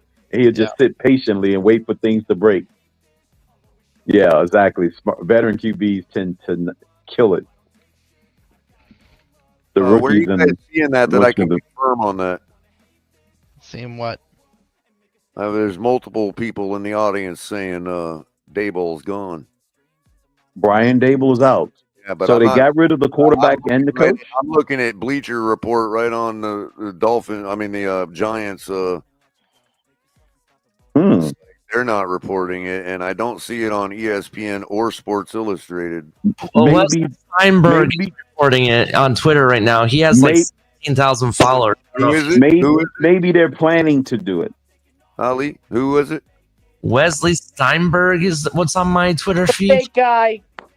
He's fake. Okay, that's where everybody's getting. You gotta listen to the guys like Mike Garfarlo, Tom Paracello, Ian Rappaport, Adam Schefter. Ian Rappaport is the only person I have. Yeah. Those four individuals, it's fake news. Yeah, you're right, Does Greg. get It's fired, which he probably will at the end of the year. Where do you think he goes? he's got a touchdown. Wow. Gainwell. Whoever's got Gainwell is doing good in your fantasy. Yeah, I had A-Chain on the bench in fantasy today. Why would you do that? Just aware, though. I won money in my FanDuel today with the Tua Waddle stack today. So they actually paid me money today. I forgot to say that earlier, but that's awesome. That actually combination won me some money today on my FanDuel. I did a stack with them too. There has been rumors that Dayball is going to be let go, though. I've heard rumors. So I don't think he's coming back. Yeah, I had Tua Waddle and I had Jonnu. Those were my receivers. I can't believe we're the only watchable Thanksgiving game on Thursday. Well, the Lions and Bears tend to be a nice treat despite the record. I know the Bears got a bad record now, but they tend to make it, interesting on Thanksgiving. The only watchable game. What are you talking about? I think the Cowboys are playing. DeVito and Cooper Rush and the Lions shove their own dick up the Bears' ass. I mean, come on. Oh, okay. That's the NFC. That's the NFC Championship preview. Greg, what do you mean? Greg, I thought you meant that they were watching it out in your area where you live. That's what I thought. No, they're public. But I'm gonna actually watch that game before I start diving into my turkey dinner. Hey, I can't wait for Saturday, bro. That team up north getting their ass spanked. No, Saturday we're gonna be like, I think we're gonna score 63, Ali, in that game. We'll see. We'll see what happens. What game's going on Saturday? Ohio State versus Michigan. It's Michigan and Ohio State. It's officially fuck Michigan week. All right. Ali, you guys are going down, man. You guys are going to want Urban Meyer back. Hell no. Nobody wants Urban Meyer back. Oh, my God. I don't. If I owned him, then let him in the bar, bro. You guys are going to be begging for Urban Meyer back. Hell no. Hell no. Oh, man. That'll be crazy if the Iowa State fans start chanting Meyer. I don't really watch a ton of college ball. Oh, man. Look, for me, it only gets fun, Robert. You're not missing it until the bowl games in November. That's the only time it really gets fun. I disagree with that, Crypto. I think the last 3 weeks of the regular season, going into the championship week, and then into yeah. You're right. The last few weeks going into bowl week and championship week. Yeah, college football's lit right now. Dude, if I went to a school that was known for football and I had a rooting reason to care for one, I would actually care. 12 teams. Yeah, like if you went to a Big Ten school or something, then yeah. I would have a reason to care. But I didn't, so I don't. Yeah, I grew up in Ohio. I will always be a Buckeye fan, bro. So for me, it's big. That's how I see it. That's not fair. My actual school is a Big Ten school, even though I grew up a Hurricanes fan. But my actual school is the Fighting Illini. It's the Illinois. Oh, really? That's my actual school. Yeah. You went there? I didn't know That's that. where I went to college at. But yeah. So they kind of surprised me. They're one of those 50-50 teams that like one day they're going to be they're really good, and then the next day they don't play so great. They're like out of the bubble. I actually think that in the next year, and actually let's talk about this real quick because someone brought this up. Is the SEC going through a transition? And the reason I bring that up is the Big Ten. It seems like there's more than just two teams at the top of the Big Ten now. You got quite a few teams that could be very good. Penn State, Didn't Indiana lose, Ali? I'm sorry. Did Indiana lose, right? Didn't they lose yesterday too? They lost to Ohio State this Saturday. That's their only loss, right? They beat everybody else. But even Illinois is showing signs of being competitive. And that's very encouraging. And that you look at the rankings, there's quite a few, a lot of people, a lot of Big Ten teams are actually, up there in the top 25. So that's what I'm asking is like, has the SEC, are they just going through a transition year and that's why they're not being, they're not up there like they normally are? That's kind of what I'm asking. Oh my God, the best conference. This is where the best play. Oh no, They were Ali. Here, gentlemen. Our coaching staff is kind of like on a carousel, Well, look here, gentlemen. Oh, what do you got, Color? By week 14, playoff simulator. By week 14, we could be in the 6th seed. Yep. How does that work out? We're like 1 or 2. Yeah, a lot of teams in front of us definitely losing a whole bunch of games. Let me show you how it works out. Chargers beat the Ravens tomorrow night. Texans win next week. Dolphins win Thursday. Chiefs beat the Raiders. I'm just going through AFC teams. Colts beat the Pats. Steelers beat the Bengals. Buffalo beats the Niners. Browns beat the Broncos. And Falcons beat the Chargers. Week 14. Buffalo beats LA. Steelers beat the Browns. Chiefs beat the Chargers. Bengals beat the Cowboys. Dolphins beat the Jets. Titans beat the Jags. And because Denver's on a bye, we can overtake them. And because Baltimore loses tomorrow night, we can actually overtake them for the 6th seed and drop them to the 7th. Wow, what a Do tournament! we really think Baltimore's going to lose tomorrow night? Now hold on real quick. Yeah, that's a tall task. Look, if I change this right here, okay, Dolphins are in look the how it 7th switches. Okay. However, if I change this, if I leave that the same and change, where was it? Where's their next game? They're on a bye there. If I change this right here, no, that's their bye. Where is it? Where is it? 13. There it is. Eagles. If I change this here and they beat the Eagles, then we switch places and we're in the 7th. 7th still, yeah. By week 14, right? Dolphins win these next 2 games, and with the bye weeks, essentially they will put themselves. We have a in the 7th seed. super good chance of being in either the 6th or the 7th seed. Mm-hmm. What would you guys rather, the Denver's 6th got or a the 7th bye seed? week. I don't really care at this point, buddy. Yeah, because again, Robert, the way what we would have to do to get there shows that we can win in any conditions. So I don't get. I don't disagree with that. We talked about that. We talked about. I'm just telling you, Robert. I'm not arguing with you. I'm just telling you why I believe it don't matter what seed we're in.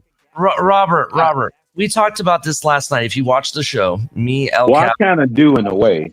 we talked about this in detail, and the biggest thing is just making the playoffs after the start that we've had to this season is an accomplishment itself.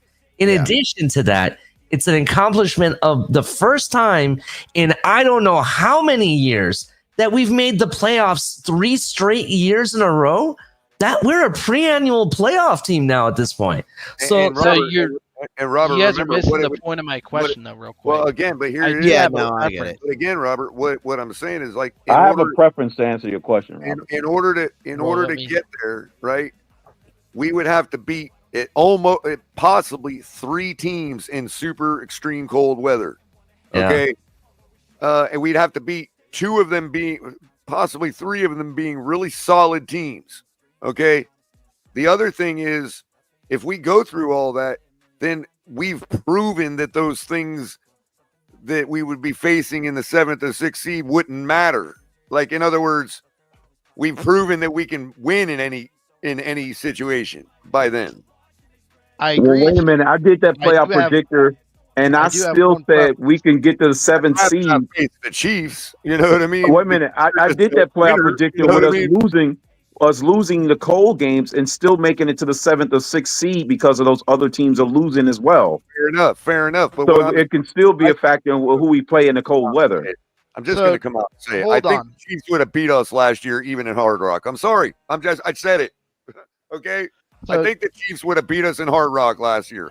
I don't think the cold had anything to frick to do with it. So hold on 1 second, Color, because we're going to move to a point where I'm not actually able to say what I'm going to say. I honestly prefer to actually go and face Buffalo and actually hopefully right that goddamn wrong. That's yeah, I Fix like it, that. Louis. I'm not. Well, that would be the three strikes rule about playing a team three times. So, Robert, what you're speaking of is personal preference, and that's okay. Yeah, sure. Yeah, I don't have any, like I said, I don't have any personal preference. You know what I mean? I just rather not face the best team in the league. In other words, the one that is the best at finding a goddamn way to win, and that's the Chiefs. I'd rather not face them. I'm not. I agree. Yeah, because they find ways to win now. I wouldn't care if it was on the moon. They're inventing ways to win. It don't even matter. I'm not. Yeah, you're right. I agree with you on that. I just kind of want to put that other demon to bed. I would love. Yeah, Buffalo would be the preference, but yeah, that means you definitely going in Orchard Park again. Yeah. In the similar conditions. I would love nothing more than to ruin the Bills this season, and I would love nothing more than ending the Chiefs dynasty. You know, Well, then you have to beat them in the first round. That would be really awesome, to be honest. But what do you guys think about this?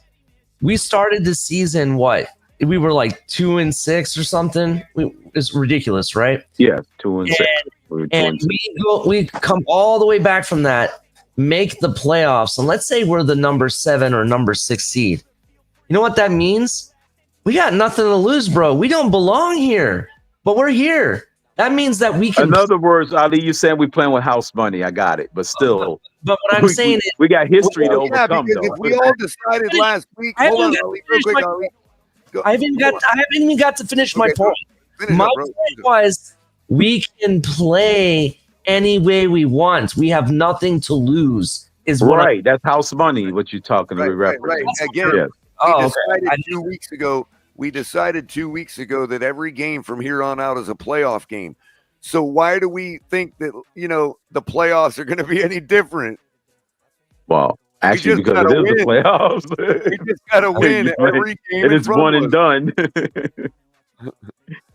I agree with you fully. I wouldn't treat it any differently. But I do think it helped Tua and the team finally having their feet under him, although it took way longer than we wanted to.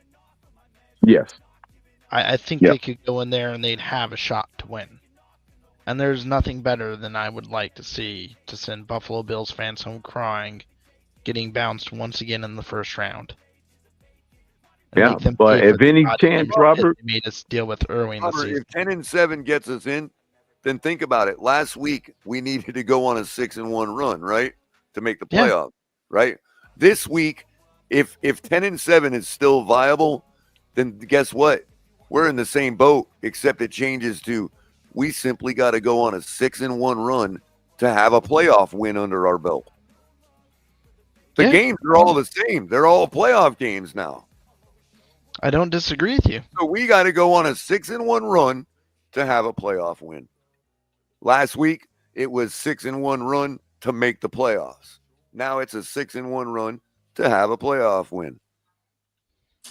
Yep. And if we think in that mentality that, as far as our team and all that, thinking in that mentality, just keep it going till it falls off. What are you gonna do? I mean, they seem tougher right now, to be honest. And then wheels, right? Yeah. I think only one team we had a chance of playing 3 times. That would be Buffalo. Another team we have a chance of playing twice if we play the Texans in the playoffs. And I think there's another one. All the other ones would be the first matchup, like the Steelers matchup or the Ravens matchup, matching up against them. I don't think the Steelers' offense could be effective. That defense is damn good, though. Right. They get you in the muddy games. They get you in these, like, slugfest type games. With grinded out last possession type stuff. They try to make it ugly, and that's what Tomlin does. That's what makes him so freaking brilliant as a coach. I don't know how accurate this is, but do you guys know who the highest pass rush win rate at edge in week 12 is so far? I don't even know. Ali beats me. Supposedly, according to this list, Chop Robinson is the highest win rate at edge in Week 12. Oh wow! I mean, the guy's constantly getting pressure, dude. Yeah, all the time. He's starting to become the player that Chris Greer knew he would be, and we just didn't know. That's the reality. Wow. I don't know the right tackle for New England, but the guy's eating. That guy didn't look like he Rams ain't got no fans. Yes, he win the field. He missed the field. Sweet. Raiders, Gardner Minshew is out. Over-unders back down to. Oh, he cracked his ribs. He broke his collarbone.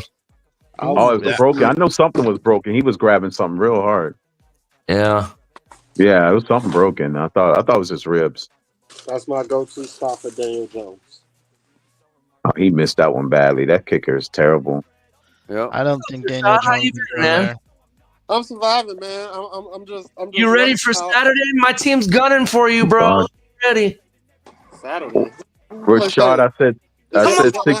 I know you're a Michigan fan. You know who plays Saturday. It's the only game that we're gonna beat them. Don't worry. We're gonna take care of Ohio State. Ohio State versus Michigan is this Saturday, bro. It's official. It's for the conference. I mean, for the division. For the for the conference. Sharon Moore, but I will be rooting for him this Saturday. I got you. My point is, like, to me, it's a big deal. This is the biggest rivalry in all of football, no matter across pro, college, amateur. This is the biggest rivalry, to be honest. It's one of them sports. The only sports rivalry I have bigger than this is Giants Dodgers. Oh, okay. And that's not even a big deal. Giants Dodgers. You're not Packers Bears. No.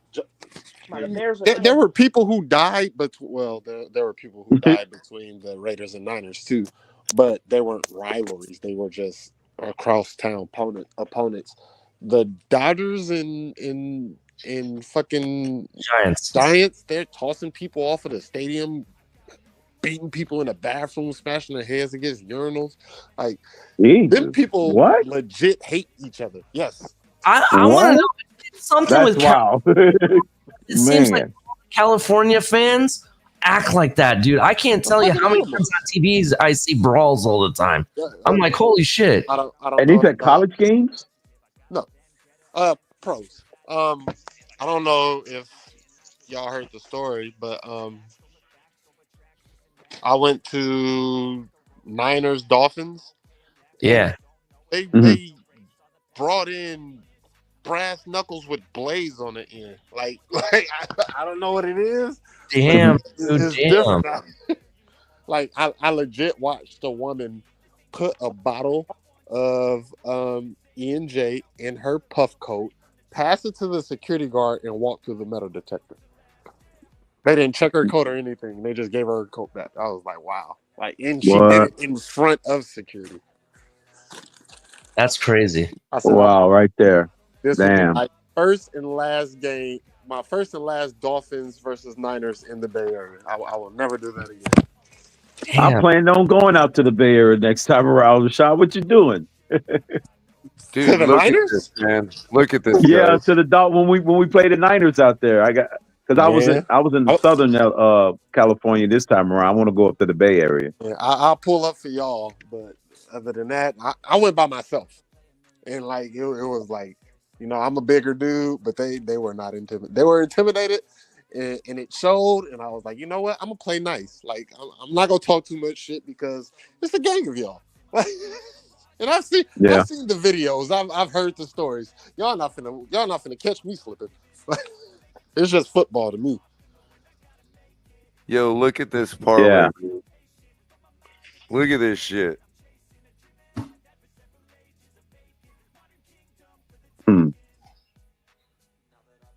What's the score of that game right now? 3.5. It's still a 2-score game, 14-27. Yeah, it's at 41. Shit, that's close. Yeah. What's the payout? $40. Oh, okay. It's a small bet, but it's Saquon. 41 in the fourth quarter just started, Ali. Saquon is doing crazy. I got a 14-point sweat for the fourth quarter. Mm. It's freaking nuts, man. I just looked at it. Saquon got 157. Jesus. He's having a hell of a year, man. Yep. Hell of a year. I think he's leading the league now in rushing now. You take the best running back in football and you put him behind a good offensive line. That's what you get. Did they say that Drake bully's up May there was now. leading all AFC East or all AFC rookies rushing or something stupid like that? Say that one more time. Today during the broadcast, they say Drake May was leading AFC rookies in rushing or something stupid. Yeah, I heard that. Yep, he is.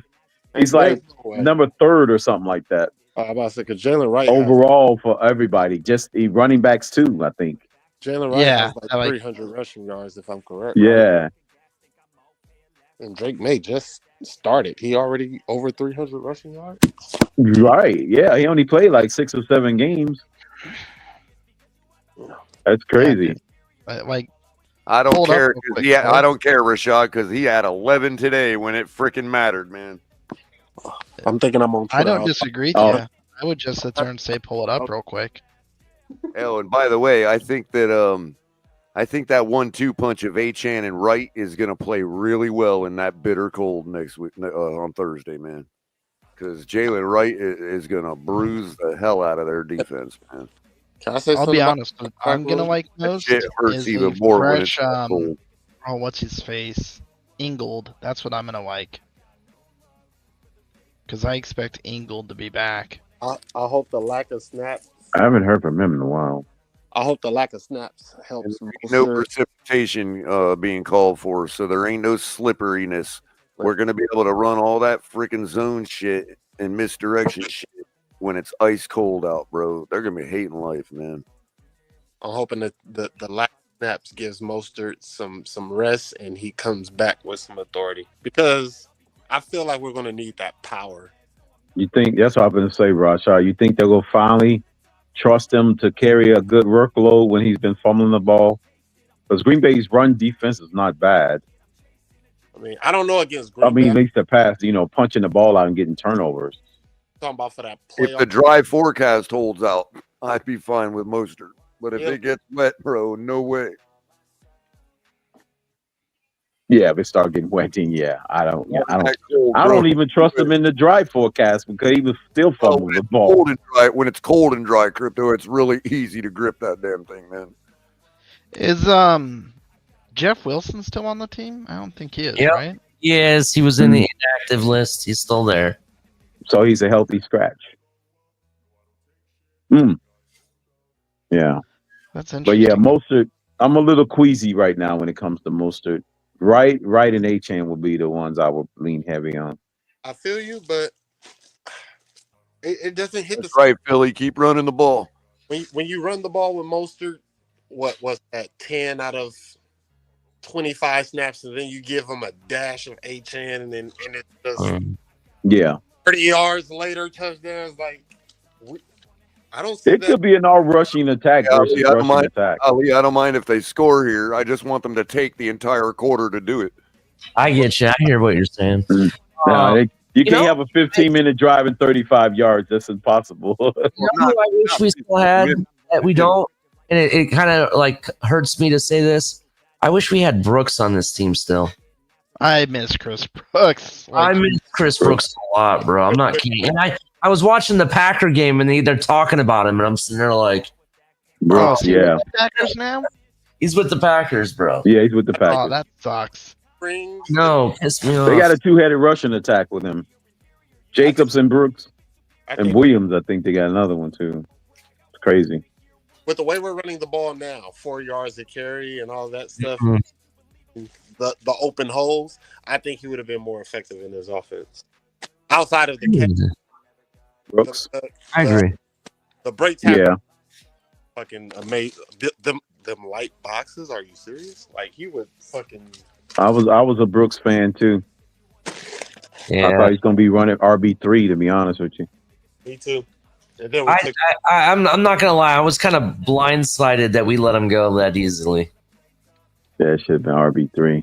By the way, they fell in love with him. I want to say that I still believe that We're not going to see Cater give up another tackle for a touchdown for another 3 years.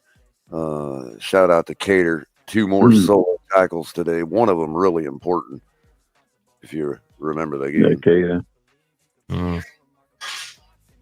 How did Dotson perform when he got in?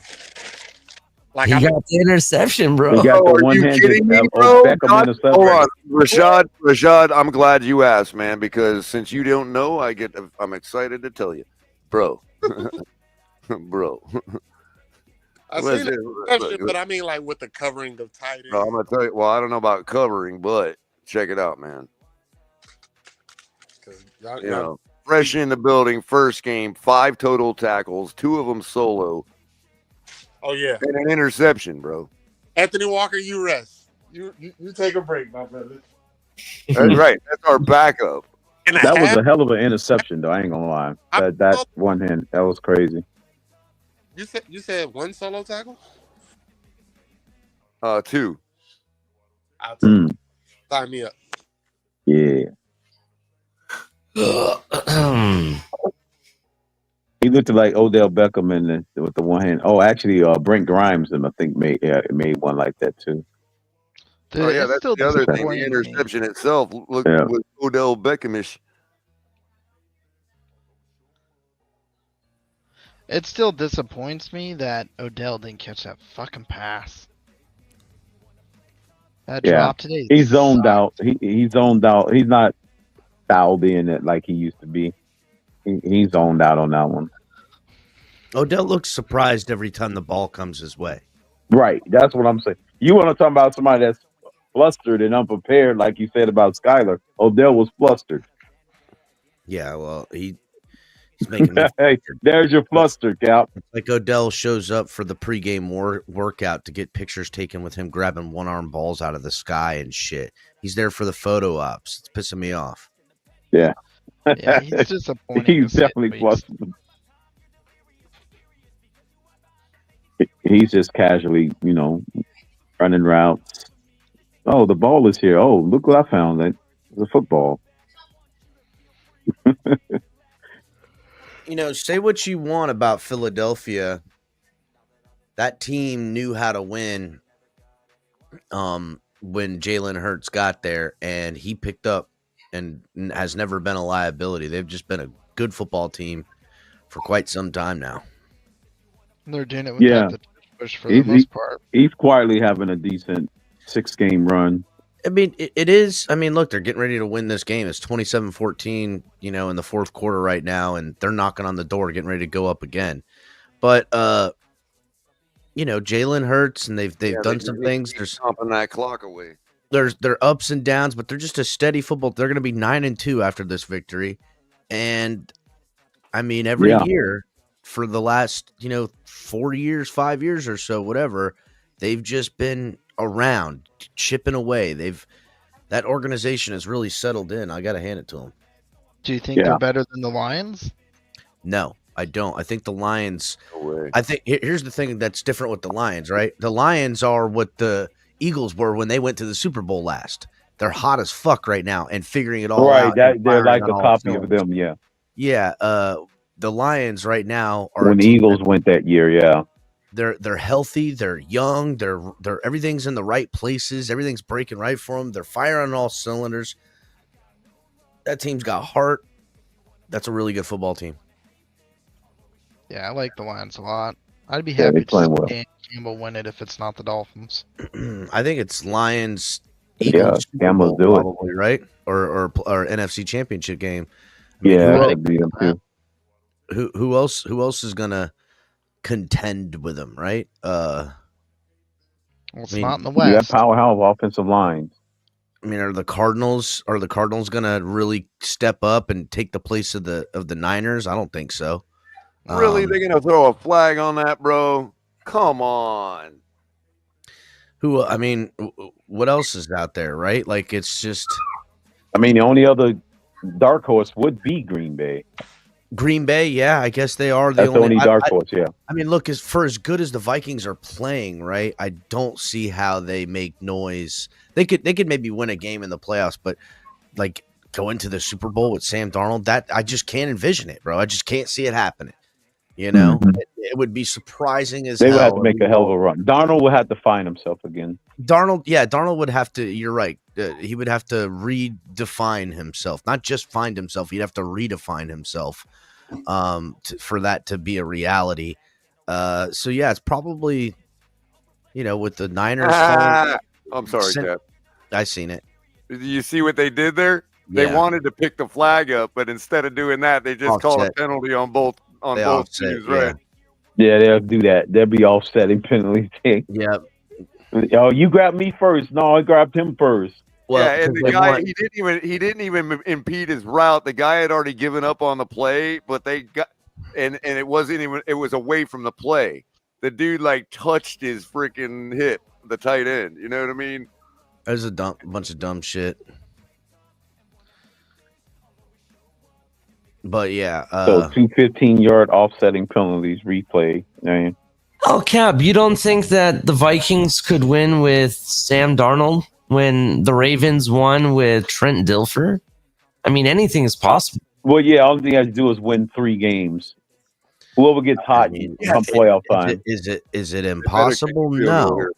Is it impossible? No. Do I think if I put the Sam Darnold led freaking whatchamacallit up against the Eagles or the Lions, they're losing. Like those, to me, Eagles and Lions currently, now this could change with teams getting healthier and teams getting injured, currently are the best 2 teams in the NFC, with probably the Cardinals in tow, right? Which I think the Cardinals play like the Ravens up here soon. Like that's going to be a really good game. They kicked the field goal, Ali, 44. Awesome. You said the Cardinals? Yeah. When did they play? I think the Cardinals and the Ravens played. Actually, the Eagles played. That will be a test too. The Eagles play the Ravens too. Cardinals and Minnesota play next week. That's what it is. It's going to be a good game. Yeah, that's for playoff positioning right there.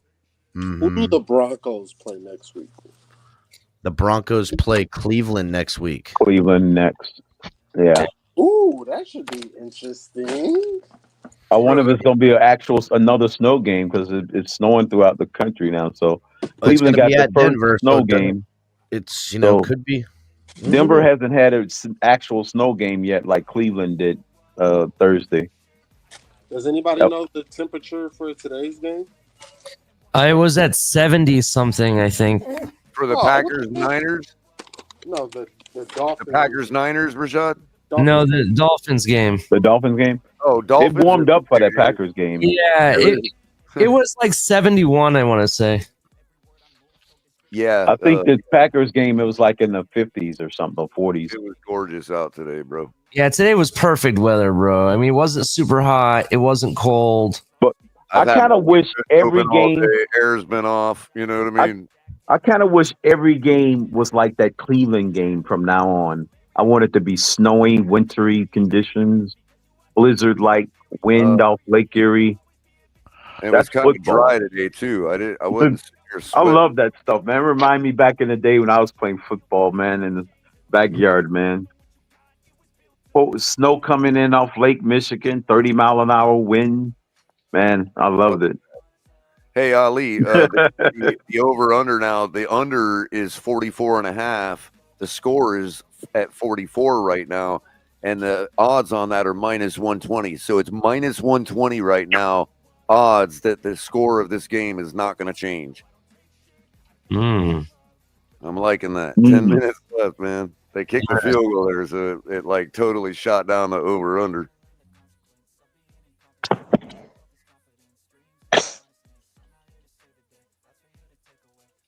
Time to boil me some tea, man. Bro, I keep watching this replay of that 15-yard return that what's his name, Washington had, where he let the ball bounce and then he just he was like so patient and caught it and ran for 15 yards. I thought that was. Did you guys see Austin Eckler on a kickoff return trying to make something out of nothing at the end of that Dallas game? He got blasted and didn't get up.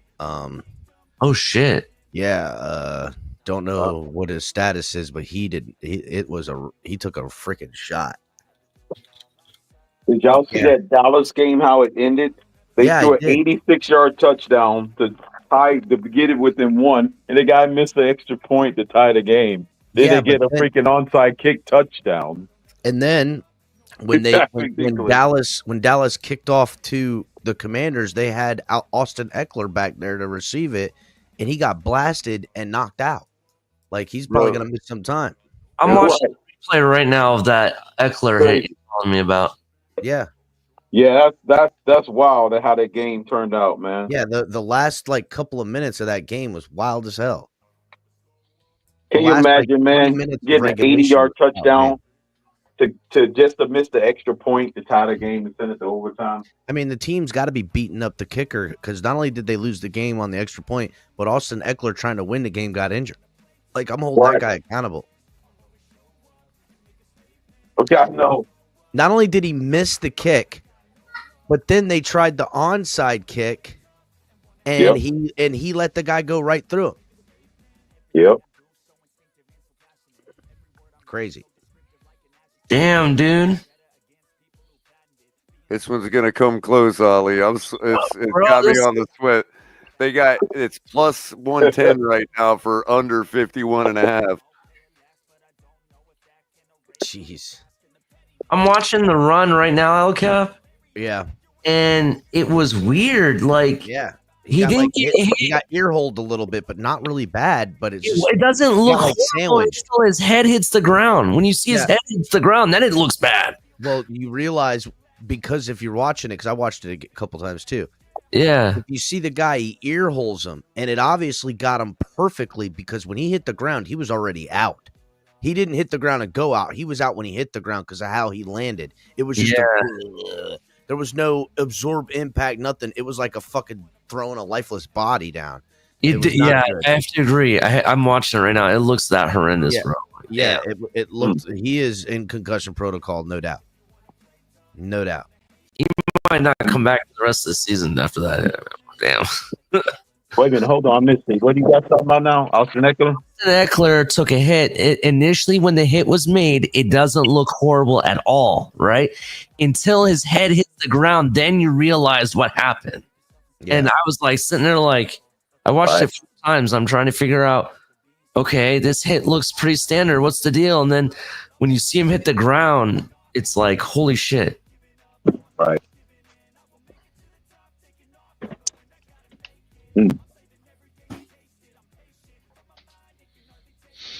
Damn, Seattle leads the West right now? Yeah, they up by half a game. No shit. Damn, dog. I didn't even realize that. That'll be short-lived about the next week, though. Again, right? Okay, Arizona or Seattle. Either one of those teams going to be the NFC champion or in the championship game? Yeah. Highly unlikely. Well, Seattle, you never know, man. They can go on a run. No, they can't. They can't. You're just a hater, El Cap. No, I'm not. I'm fucking smart is what I am. I'm going to be a hater right now if that was Jarvis Landry making that catch from Tua that OBJ dropped. Jarvis Landry ain't dropping that ball. I'm sorry. Yeah, no matter how good of a fucking impression OBJ does in fucking catching footballs in Jarvis Landry's Miami Dolphins number 14, making himself look like Landry, he is a far cry. Hands down, Dolphins made the best choice taking Landry and not OBJ. Landry, the super worker / guy with the skilled craft. OBJ, just a dude that had talent and lived off it. Once his age overtook his talent, he has been nothing since. Yeah, dude, I'm still pissed. Every time I watch it, it's perfect. And then I don't know what happened. He just dropped the ball. I'm like, what the fuck? There was no. That fucking OBJ play? Yeah, dude. OG Bay. Yeah, old OBJ, old dirty bastard. I'm sorry. I just kind of want to call him Old Bay right now. I've got a keen ear for spoonerisms, Robert. Sorry about that. No, you're good, man. I just kind of want to call him Old Bay right now. Old Bay Bay. OJB. I mean, OG Bay. OBJ Day. Do we even need him anymore? That's the question. No, we don't. But like, only if Yes, Craycraft we is the catch do. Yeah, shit. don't do that. Because Don't like, do what that. else No, is The behind? minute you start saying it, I don't need him. Yeah, he's right. The moment we start saying it, then we need him. Nope, I'm gonna keep saying it, and then he'll prove me wrong, and then I'll be proved wrong, but I'll be happy because I'm proved wrong. Until then, you suck. Get him off my team. 'Cause I want him on the field anytime that John New isn't on the field. That's how I'm doing that. Nope. that's cat. I want River Would you prefer Craycraft. Julian fucking Hill? Give me River Craycraft on the field. That son of a bitch ain't I'll dropping take shit. River Craycraft. He won't last 2 games. Like, come on. Yeah, Be for real, guy. Let's be for real. Well, I tried to be River respectful Craycraft. with Jay, and he ain't even delivering that. So River Craycraft will last as many games as you don't target him in. As soon as you get River Craycraft a catch or two, it's like he overexerts himself and then he's done. I mean, what is the other option though? I guess Washington. That's it. Yeah, go to fucking Washington.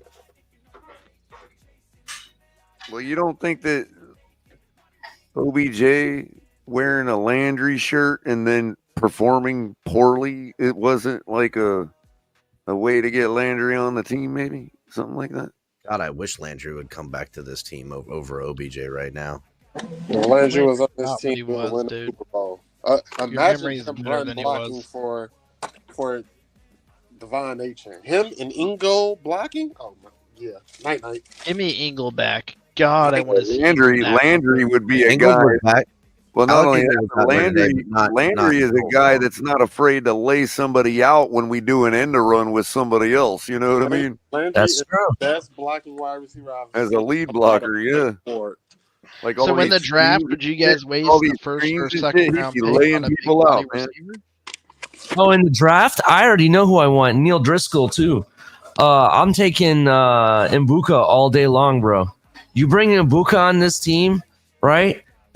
It's going to be Waddle and Mbuka all day long, bro. No Devon offense. Walker. The cover. We need to draft Will Campbell from LSU. Will Campbell? Yeah, he's one of the best tackles in the SEC, bro. Yeah, I don't know. I don't know what He he's going to do. he will be the first tackle off the board, and he does play. He has played guard, and I'm telling you now, he might be one of the best offensive linemen in football when he gets. He plays offensive line like T.J. Watt plays defensive end. It's all aggression, and it's nasty, and it's beautiful. Like, pick up a defensive lineman and drag him 15 yards down. It's fucking amazing. When I found out he played guard, I was like, oh, yes. And then I was like, yeah, he'll be going by pick 5. No, that wasn't good. Did you see how the refs just robbed the Rams like that? Yep. They screwed him on a ticky-tacky play, Well, it put him might at help 3rd me and 19, and then just a big strip sack where they recover, but now it's like 4th and 100. You know? Yeah, they have to punt here, even though they're down that Yeah, much. they have to. You can't. And so that might have just secured my parlay, because if the Eagles take all this time off, even if they score a touchdown, I'm good. They just need to take all the time off doing it. Even if the Rams would have scored a touchdown there, the Eagles would have elected to. Unlike us, the Eagles have Saquon Barkley in the tush push to make sure they keep this ball right now and burn this time down. So I don't even think good. I think my parlay is going to be good, bro. I don't even think you got to worry about it, Color, because I don't even think the Eagles are going to try to do anything other than Cap. It's minus 130 for under 50 right now, so I think I'm good. Yeah, I think you're good, bro. I think you're good. Man, I ain't never won this long one. It's a 7-leg, dude. God damn. Man. Well, that fucking 8-leg that I had earlier that broke because of Tommy DeVito can't make one passing touchdown. Literally, I'll think about that for a while because I hit everything. Every quarterback that was like an inferior, even fucking Gardner Minshew, who broke his collarbone today, had a passing touchdown, and that was a leg of my parlay. Right? Even fucking Gardner Minshew. Oh, I mean, the 11 yards short of the yardage. No, I made my yardage. You didn't. I know. I'm saying I had him 199, bro. I had him at 180, and he got 187. Oh. So, I mean, everything hit. Will Levis touchdown, fucking Caleb Williams touchdown. Let's be real. The Raiders had a real shot at winning that game until the very play that Minshew went out and their backup fumbled the ball and it all went snowballed after that, dude. Yeah, it's true. No, I can agree with that. So I ain't afraid of the Broncos either, and I see them losing again. Like they have to lose once or twice going down the stretch. Well, that was a divisional. The Broncos are on the up, but I do think that they have the ability to lose too. Mm-hmm. Well, don't they have a few games that are just really rough for them? Well, I believe so. They have. Let's look at that really quick because. Yeah, I got it right here. The Broncos. They played. Again, they played the Browns on Monday night at home. Then they got the Colts at home, which we could take either one. But look, Colts, Broncos, Chargers, Broncos, Broncos, Bengals, and then Broncos, Chiefs. Yeah, like that's the remainder of their schedule. I think they're top 10 in every statistical category on defense. Well, yeah. I'm just saying they played the Raiders. They've got a couple of divisional games. They got the Colts and Broncos game really could go either way for us on that. Again, the Dolphins just need to go ahead and win. We're already ahead of the Colts, so we want the Colts to beat the Broncos. No, but maybe. Who knows, right? We'll have to see when we get there. No, because the Colts can probably win the rest of their games and right. We're already ahead of the Colts. Remember, everything is predicated upon us continuing to win. Yeah, but you want to give yourself cushion. Sure. But why would you want to take out the guys that are ahead of you? I mean, we're already ahead of the Colts. If it means that they got to beat the Broncos, I'm fine with that. I think we're only ahead of them by one half game. Crypto, I called it. There's the push to keep the drive going. Just like I called, man. That's just one script playing football. It's definitely that one. Oh no, never mind. They were showing earlier in the game. Sorry about that. I got a little. That's one unstoppable play. Premature on that one. Yeah.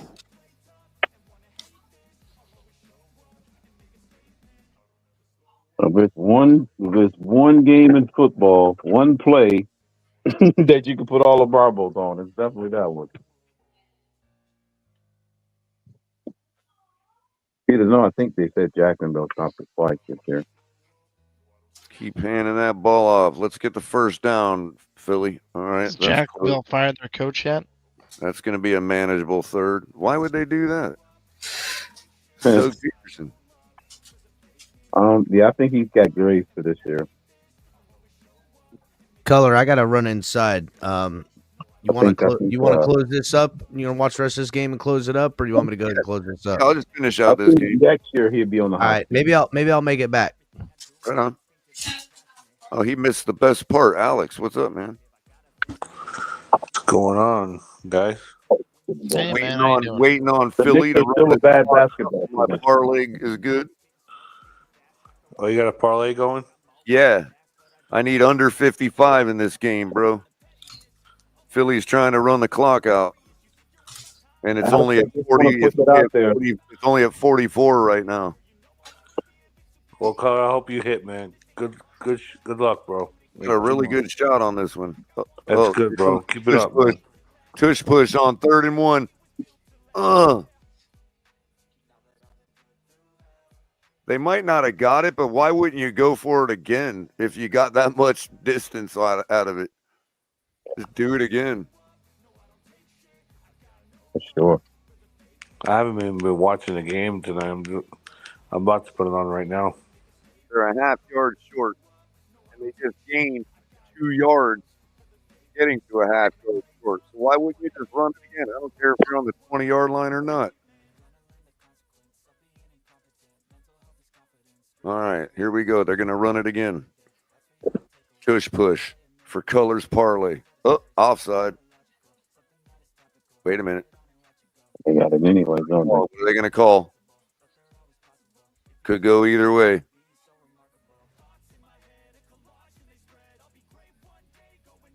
Let's see that ref touch his hips, man. Come on. I know. Pause. That was weird.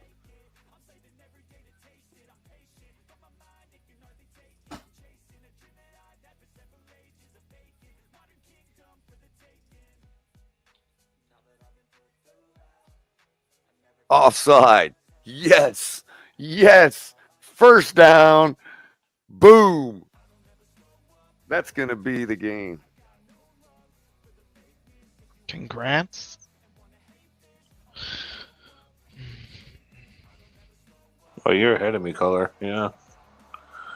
Ooh, I don't know. It looked like it was a false start. I don't know. It looked like they center twitched or something. I don't know there, man. That was close. But I don't care. First down, Philly, 4:19 left. Chop Robinson, highest graded defensive player in the game. Wow. Today? 85.5, yes. Nice. Yeah, I was saying, Ali, Jordan Brooks like 1,000 pressures. Jordan Brooks had a down day. He only had 9 total tackles.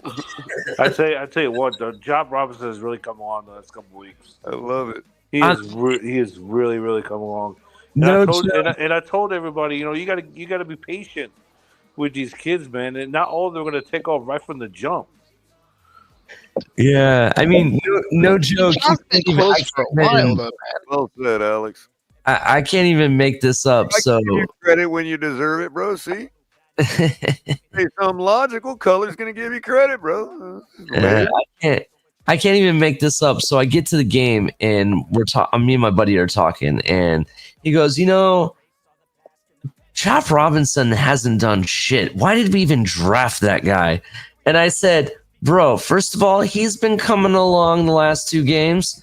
And second of all, watch, now that you said that, he's going to have like a breakout game. It's going to be ridiculous. And boy, was every time I heard Chop Robinson's name, I was like, see, I told you. I still think that was a fumble. Daniel, maybe kangaroo. I mean, he is kind of jumps around like a kangaroo and I don't know. I still think that was a fumble, though. I know Jonnu Smith is hard. I mean, what kind of animal could you associate that with? Oh no! Come on, Bradley Saquon. Cooper. Don't do that to me. Don't do that to me, Saquon. Why you got to do that? Bradley Cooper's at the game. Wow. Why you got to do that, Saquon?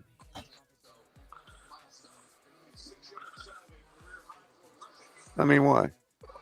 Uh-oh. You couldn't kneel down at the 1-yard line, bro? Really? He's like, hell no. They keep stealing touchdowns from me from them tush pushes. I'm taking it when I can. That's okay.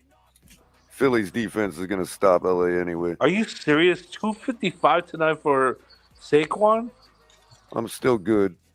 It's only what? Did I hear that 51? Right? It's 51 now. Is that his total yards or rushing yards? Apparently, it's rushing yards. He just got 80 of it on one. He just got 80 of it on one run. 255 for Saquon today. Wow. All right, we're at 51. I'm still live. Man, it's rushing. Under 55, man. Hold on, I gotta take a look at that, bro. If LA doesn't get a first down here, Philly's got to kneel the ball, right? Tarico just said 255. Right? Yep. So now 255 total rushing yards today for Saquon. I mean, LA's going to at least take it below the 2-minute warning here. Wow. If Philly gets the ball back, they're going to kneel it. That should be good. Definitely got a hell of a powerhouse running game. The only way I'm not good is if LA scores a touchdown here. And Devontae Smith, and he's playing. I'm Philly's defense's biggest fan right now. Well, I mean, not biggest. It's only $40. I mean, it's not like I'm winning a. It's not like I'm winning a freaking new car. Well, they can definitely compete with Detroit. I'll tell you that much now. After watching this running offense, what it is 255 total. What it is to know that I can craft a parlay, a 7-leg parlay that can win with decent odds. Oh, you know what I mean? Oh, no, guys, Saquon has 300 total yards. Oh my God, Jesus, ridiculous. 255 rushing. Yeah, 47 this is definitely a team that can compete with Detroit. They have the tools. This running game is crazy. Oh, I stand corrected. We still have yet to beat a good team. Who's that? LA. Wait a minute here. Their running back got 300 yards of total production. Yeah, that's a shitty defense, bro. I tell you the truth, if you look at we wasn't saying that when after we beat them. Yeah, but guys, you gotta look at it. We faced Jacksonville, just being Patriots so far twice, Buffalo so far twice, Vegas, and I forget. There's probably another team I'm missing, and the Rams. Out of all those teams, I think the Rams might have the defense. The Rams have probably played the Rams probably the best offense we've played so far this year. Because I mean, offense? Yes, offense wise. No. You Buffalo. Buffalo's averaging 30 points a game. Yeah, but you got Puka Nacua, Cooper Kupp, Kyron Williams, Matthew Stafford. Everybody going to, Crypto. Everybody said in that game that we were going to get whooped by the Rams going into that game. That we were going to get whooped in that Monday night game. Because they said that our defense couldn't stop Nacua or Cooper Kupp. Well, the Rams hadn't played like the best offense that we played. The Bills have. I don't know, man. It's a toss up between Buffalo and the Rams. If you look at it, the Rams are conceding, bro. They're not even rushing up to the line. They're running hurry up, no huddle, but they're not rushing up to the line. Yeah, they're running the ball. Yeah. Why didn't they call a false start there, dude? Ooh, yeah, what a hit! Nice. They're waving a white flag.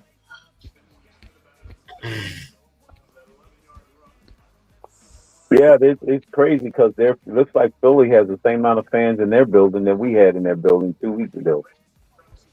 Well, I'll tell you what, the Chargers and Rams, they ever since they moved to I want to make sure I LA, lock in this parlay before I speak on the key to winning it today. Crypto, if you look at it, the Rams, both the Chargers and the Rams, ever since they moved to LA, they have not had a big fan base. Well, it's because that city's not great if you're a losing franchise. There's so many other things to do.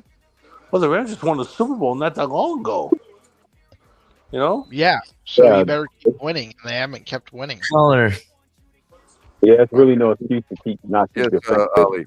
Recently. So, this is an interesting fact, and it kind of illustrates how good our offensive line is, regardless of who's playing at offensive line for us. Mm-hmm. All right. Do you know who the leading percentage and let me read it again just to make sure I have it right. The percentage of each NFL QB passes that have been on target this season. Do you know who the top is? Tua, I would imagine. Yeah, Tua is number one at 86.2%. Yeah, it was 87 before today's action. Yeah. Yeah, he's at 86.2%. Now, this is what's interesting, okay? Number one, the fact that you're on target that much of the time, that tells me you're not getting pressured, which means the offensive line is performing. That's basically what I'm going to say, number one. Number two, that's interesting about this list, the big names there's no big names in the top 10 at all. Patrick Mahomes is the highest out of the big names, and he's number 12, right? Josh Allen and Lamar Jackson are 17 and number 18. And then Jordan Love is at 31st. And Aaron Rodgers is at 22. So, I mean, it's like goes to show you how much more they're getting out of their throws if less of them are being completed, but they're still doing the job. You know what I mean? Yeah. It was just very interesting. Very interesting. The other thing is, what's that? Robert had asked about the time to throw. I would just almost by looking at how Tua's been playing. First of all, I know the pocket time hasn't changed. It's been 2.1, but I think that his pocket time is low right now, Robert, partly because he's getting out of it besides just throwing the ball out of it. You see what I'm saying? So in other words, I suspect that compared to last year, what he's riding right now for a time to throw is probably larger than it was last year because he's getting himself out of clean pockets and opening up different angles to himself to find different people open. And that's what the difference has been over the last 10 quarters now. Wait, 10 quarters are we at? I mean, you could argue starting from like Arizona, even though we lost those games. That's insane, man. And I even, I've said it multiple times again. And, well, real quick, I don't mean to cut you off. No, I just wanted to clarify by saying that if I'm right, those assholes, dude, just scored a touchdown. I can't freaking believe did they bust your far away? Yep. Dang, Cole, you're ahead of me, man. That just busted your thing, didn't it? Yep. Damn. Wow, dude. You almost had it. For no reason whatsoever either. Other than pure vanity and stats. His knee was down, man. Fantasy. His knee was down. Bastards. I'll tell you one thing though, what I was saying is that the offensive line. Is this Pete? This is Pete. Hello? No way. Is it Pete? Hello? Unbelievable, bro. We can hear you, bro. Who is this? This is the guy who hated Tua. That was unbelievable, dude. Oh, welcome to the panel. Yeah, here you go. I'd say one thing, the offensive line, I said at the beginning of the season, I don't think the offensive line is as bad as what people think it is. Back to the 6 out of 7 crowd, people. I'm only smart enough to get 6 out of 7. There you go. The oos is loose. The oos is loose. You want to, with the way the offensive line has been playing, do you want to give credit to Butch Berry? You think Butch Berry deserves a lot of the credit? I mean, we've been saying that for a year. I think we all like Butch Berry. Yeah, for the last 2 years. I'm still not satisfied with the offensive line right now, to be honest. I really don't know what, Robert. I honestly, I understand where you're coming from, bro, but I don't think you can ask for much more out of them. What you've seen. Can I ask more for an offensive line? 100%. Yes, I can. Can I ask more with what we have? That's questionable. And actually, Tua has been playing really good. Because Aaron Brewer is the number 2 rated center in the NFL right now. The offensive line is giving Tua time to operate. I feel like. I mean, they're still in his face a little quicker than I would like. Bro, how can you get any quicker than 12%, bro? Seriously. What? He's 34th in the league, man, in pressure rate. Yeah, they're blocking really good for him. Out of 32 quarterbacks. The offensive line has been then really I'm wrong. Good. I'll take that. I mean, one thing I will say is that, it's hard for me to understand this, but have you guys looked at how much money that Cincinnati has invested in the offensive line, right? And it hasn't really amounted to anything since they made their Super Bowl appearance. You know what I'm saying? So I kind of think like maybe Chris Greer does have a strategy there. Maybe he does have, a leg to stand on when it comes to it. Because we're paying less and still performing at a very high rate, as the stats show. When I look at the offensive line, the thing I notice is too, it seems like he has to escape a decent amount of time. Yeah, but I mean, a lot of quarterbacks need to do that. Right. It just seems at a higher rate, but I'll take I'm wrong. That's fine. I'm not ready to die on that hill. You think about it, right? He signed Aaron Brewer over Connor Williams.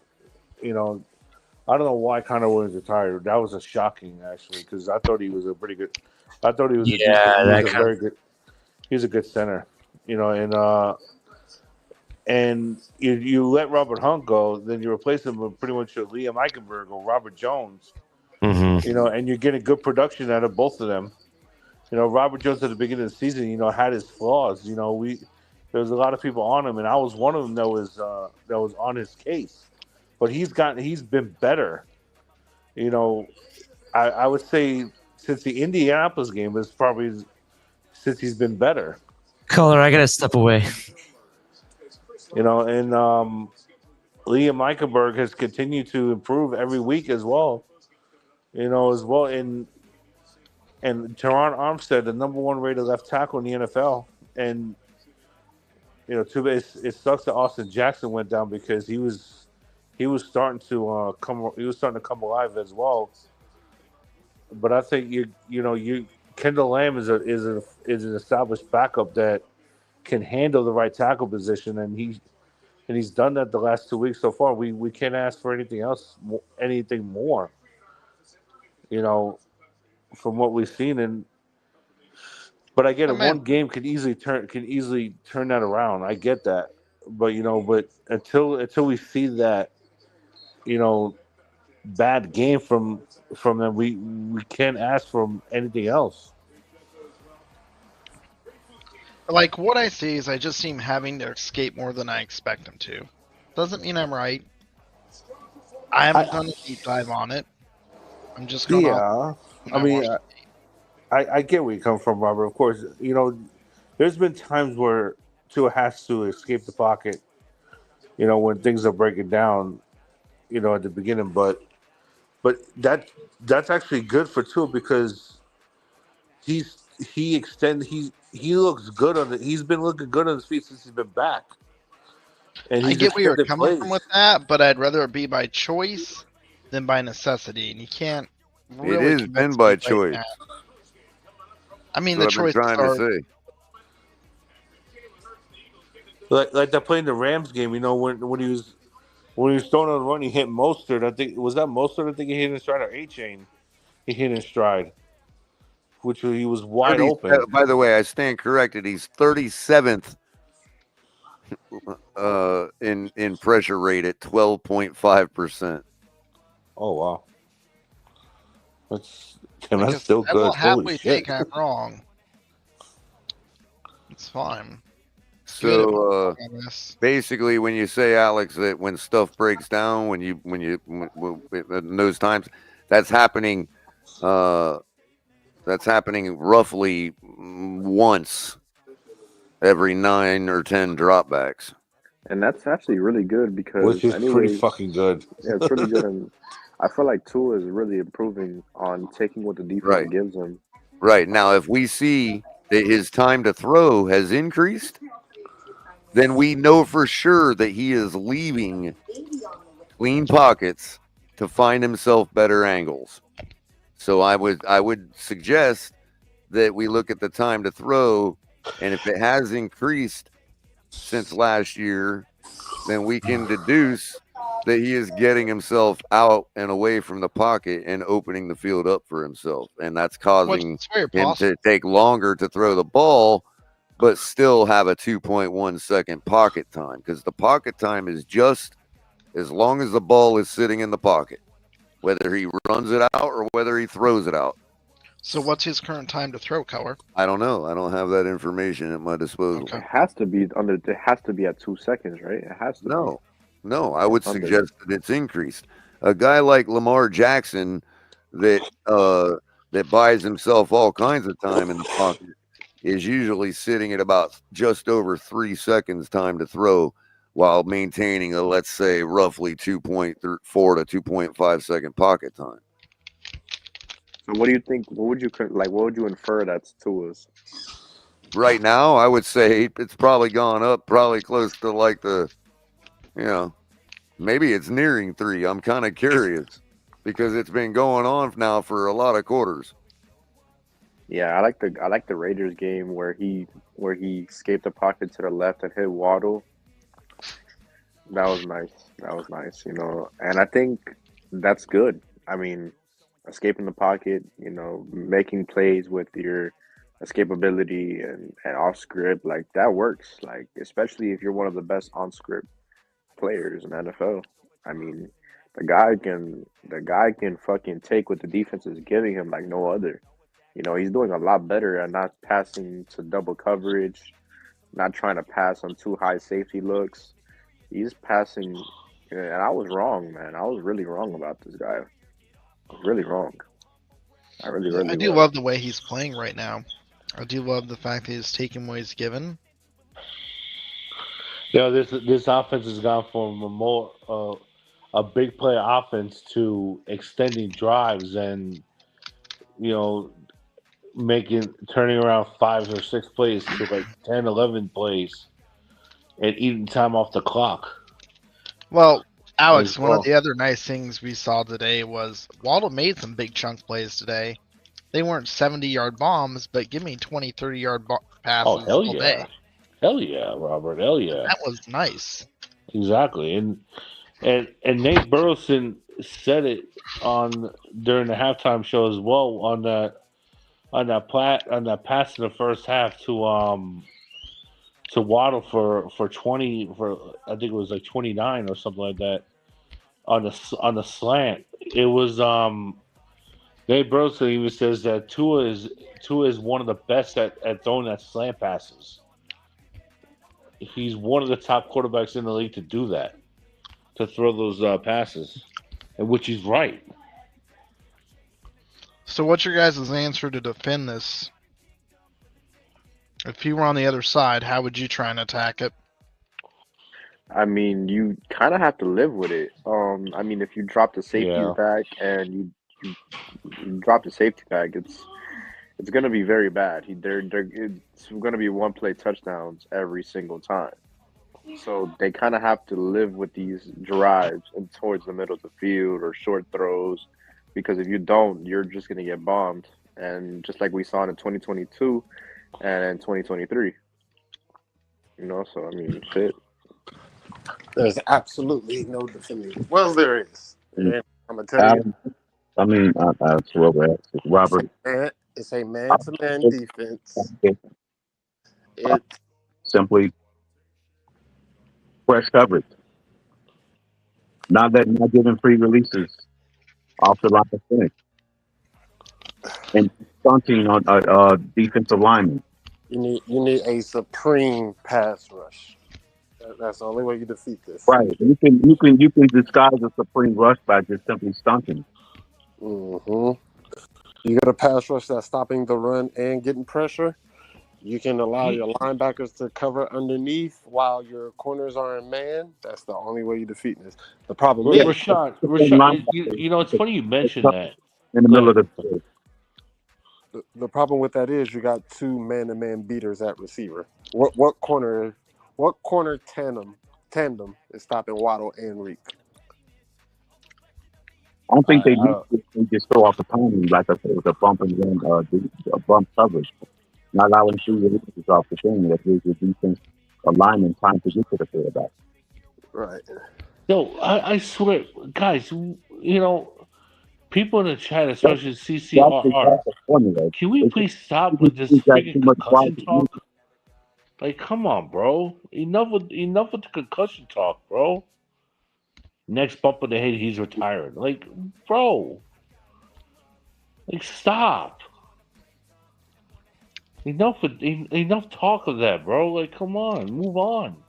And for some reason with Tua, I feel like it's gonna. I'm just gonna sound very stupid, but I feel like that just he even in him escaping the pocket, he's been super careful with how he gets hit. Like he's been super careful with how he gets hit. Yeah, that is true. That is true. He throws a ball away. He's escaping. Man, trust me. And I was wrong about Chop Robinson too. First 3 or 4 games, I didn't like him. Thought he sucked. But he's proved to be so fast on the edge. He's so fast. He's been a monster, man. Watch the boy at Penn State. You can say almost doesn't count, and like he can't be an almost guy. Once your corners start to cover, those become sacks. Rashad, it's funny you mentioned about the supreme pass rush and stuff is like the only way to stop it. But here's the thing: we also gotta factor in is that if John is out there on the hot read, he's catching that ball, and he's making plays. That's what I said. If your linebackers are deep, then that's how you stop John doing. Then you got to have 2 man-to-man corners that's stopping Waddle, and then you got to have a pass rush you got to contain Achane and John underneath. That's the issue right there. There's not a lot of teams that just got a bunch of cover linebackers. Yeah, and Achane is cooking any linebacker just for the simple fact that Achane in high school played wide receiver. I feel like Achane is the best pass-catching running back in the league. I don't know if that's too vague to say, but I feel like he is one of the best pass-catching. Well, he had his first drop all season today. CMC. Yeah. Did they consider that a drop color? Did they really consider that a why drop? wouldn't they? No, it was a pass. I thought the ball was on the Was it a pass? Okay, maybe. Okay, yeah, but yes, it's a target that he did not catch. He does not have 100% completion rate today. Yeah, it's insane. That's his first drop of the season.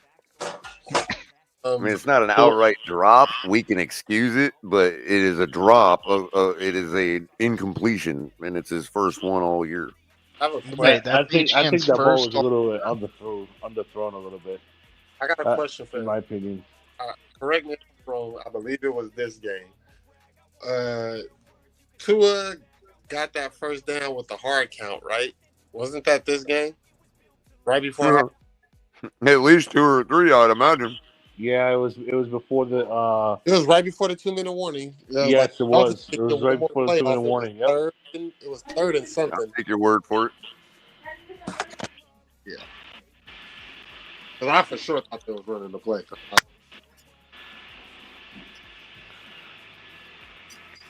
Yeah, he got in the bite, but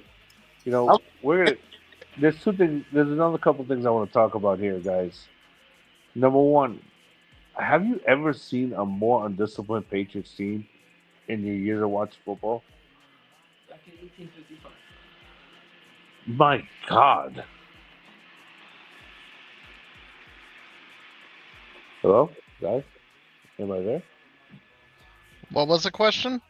Have you guys ever seen a more undisciplined Patriots All I heard was something Patriots, something. No, have you ever seen a more undisciplined Patriots team in your years of watching football?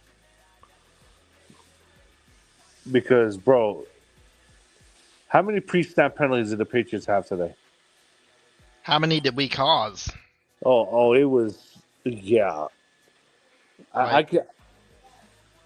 Man, that Jerome Mayo, I think is going to could be a good coach.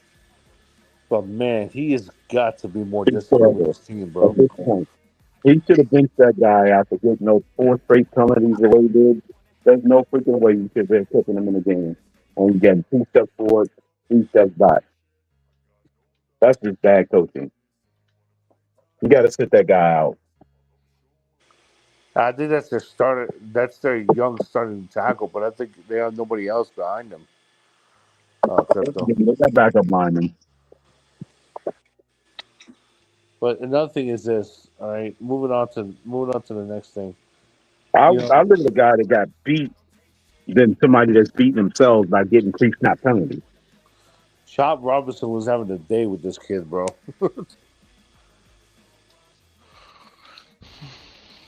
I need Chop Robinson to have a day against Green Bay. How good is Green Bay's line? It's all right. Well, right now I think they're number 3 in the league in rushing and pass protection. I think they're like in the top 10. But their rushing protection is pretty good. They got some pretty big boys up front, so we're gonna have to put pressure inside in the interior to But slow yeah, down. I would love to see Devon Achane. Slow Jacobs down. Man, I'm so happy about Devon Achane, man. Like pass catching, he's such a problem. He's such a problem for defenses. I want to see more of Wright, to be honest, too. Oh, that's coming, Robert. I think eventually you're gonna see a game where Wright takes over. And how do you guys feel about Mostert? This is Mostert's final year as in a Dolphin uniform. Yeah, I don't really like Mostert. I know. Let him rest. He'll be useful later on. I don't think he's bad. I like him as a third back for sure. I mean, let's be clear. Do y'all know what Mostert has done in the playoffs? Even for us. Y'all know what he's done. I believe it was a 5-touchdown game with the Niners where he destroyed Green Bay. Was it the Bills playoffs? Did the Niners destroy Green Bay today? No, not with them backups. Was it the Christian McCaffrey was in the game? It looked like a whole different team without Bosa. Christian McCaffrey was in the game. I'm talking about that dude. Well, they've won games without Bosa before. Oh yeah, was it against the Bills where like everybody tried to tackle Mostert and he just kept going and going and going? That was our last year, I think. Yeah, 2 years ago in the snow. Right, 2 years ago when we played the Bills. Well, Deebo Samuel was in that game too, and Kittle, because Kittle called touchdown. No, I think I am wrong. I think we were talking about that was the game in Buffalo where we ran for like 160. Yeah, he was on going like crazy. 12, like 14 carries. They could not stop Mostert. He was hard running. He was angry running. I like Mostert. It's just I don't know. I feel like the older he gets, like obviously, it's just for older running backs, it's not going to be the same. It's just not, Yeah, he'll be a third. Absolutely. The more, but I still think he won't be back next year. I don't think Monster's coming back next year. I'm excited for Malik Washington to take Odell's spot though next year. Right. I like Malik Washington is going to be really good, man. For like, yeah. Most of it is really one fumble away from just totally breaking down. Well, everybody wanted Zeke kind of building, when it comes to this team, and now you're seeing it with McDaniel takes the Mostert. A 3-yard touchdown with 20 seconds to go, and they still missed the extra point. Unbelievable. I don't even think Skyler attempted a pass when he came in. I mean, Thompson's on the team, so are we seeing enough accountability yet? Well, Chris, Mike McDaniel's not going to cut Skyler Thompson because accountability for what? Bad luck, as you put it earlier, Color. Bad luck. I know a backup who would be extremely more valuable than him. Daniel Jones. Danny Dimes right now is better than Skylar Thompson. Oh my God! It's not Tannehill all over again, CCR. It's not Tannehill all over again. Come on, bro. He's in there. Everybody was calling his name and calling him out and saying he wasn't around. But there he goes. What? He would definitely be around. Y'all was calling him earlier. Tua is way better than Ryan Tannehill. That's so disrespectful. I'm not gonna lie to you. No, it's not. Let's do this. We got to give Chris Greer his You might be flowers. right, but it's not disrespectful to say it. Tua has a mountain of things to prove.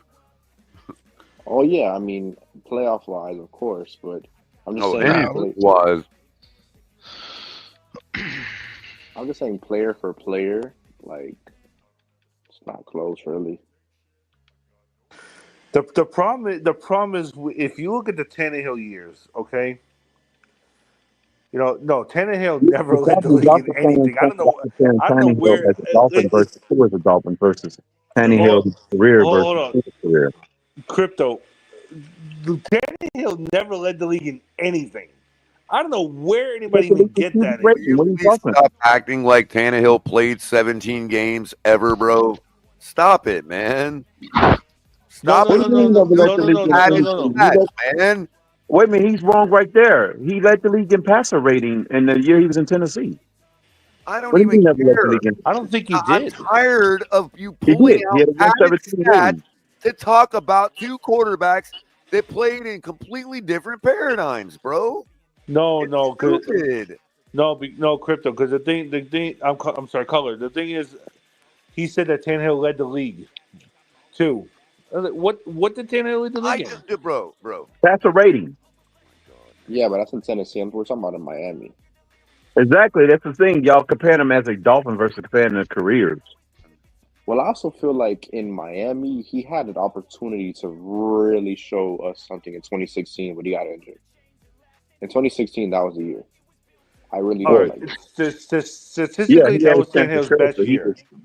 2016, statistically, that was Tannehill's best year before he got hurt in the Arizona game. Yeah, I was excited. I was really excited. I wouldn't say as a Dolphin Crypto because statistically, Tua was not the quarterback of that team. Thus, we cannot tell what Tua would have been like in place of Tannehill. I get that, Color. I'm just. Apparently, you don't. It's just a conversation. That's what we're having. It's a dumb conversation. Tannehill left us in 2017. I mean, 2018, 2019? 2019.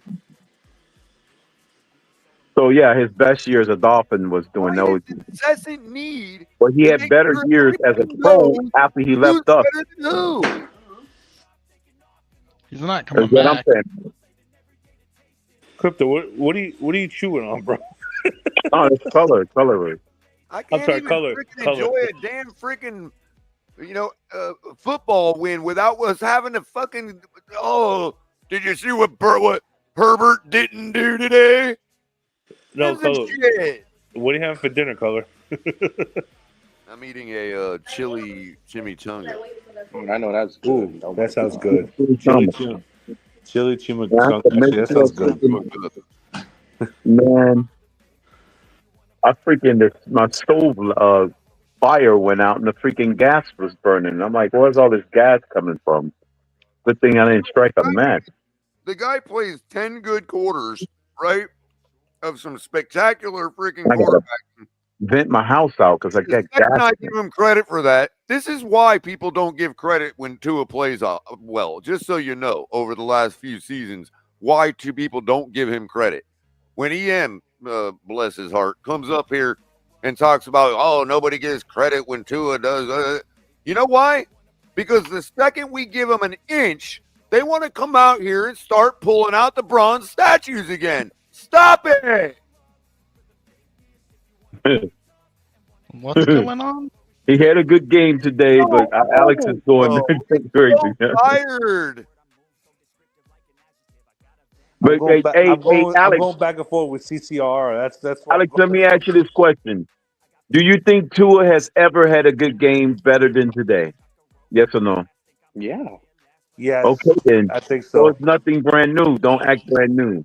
His best The game. Ravens game was his best Yeah, game that's of his exactly where I was career. going at. The Ravens game. Yeah, we threw That 6 game Right. touchdowns. But literally everybody was his was best acting like game. today this was his best game he ever had in his career.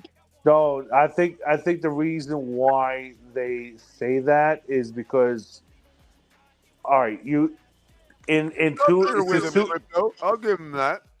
into his career, okay. He's been consistent but inconsistent in some games. You know where he threw 4 touchdown passes and no picks. You know, but he still had a throw here and there that everybody would critique. But I don't think today he was perfect in What do you every mean it throw. doesn't succeed? You just pointed out one of the Ravens or Chargers games. No. What I'm saying is that from start to finish. That's what I'm trying to say. But I would argue in that Ravens game, he did have 2 interceptions. Yeah, he did have 2 picks. One of them was off of Waddle's hands. What that one of them was off of Waddle. Yeah, the first half had 2 first half interceptions. Yeah, that's right.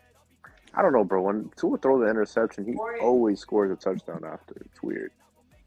But he's been like that since his rookie year. He's been that way. I mean, like I said, I'm back on Tua, but I still need to see it in the playoffs. Obviously, I still need to see it for sure. I mean, that's fine. I mean, you hear no argument from me about that. I mean, You're 5 weeks from possibly getting a chance to realize it, to get the test proven or not. 5 weeks you'll be able to see it. Problem I have is that when we were 2 and 6, okay, all of these people that are coming out of the woodworks now talking about, oh, we told you so, we're the ones talking about we need to tank. We should root for another game to win. I wanted to tank when we were like 2 and 6. Well, they was looking big picture when they was saying the tank stuff because they was thinking we had nowhere to go. We were in no man. Over. And what was I saying, Crypto? I was saying, well, wait a minute. Tua's back. I thought we believed in this team. Well, to be fair, when you have Mike McDaniel, I mean, I like Mike McDaniel, but as far as like leading the troops, I don't get that. I get that the players themselves. Hey, nobody was saying that. Nobody was saying that after we beat Jacksonville. I mean, obviously, yeah, we won by a field goal. I mean, right. And everybody sat here and told me how horrible things were with our backups and how different it would be with Tua, and it has been. But all of a sudden, we're supposed to tank.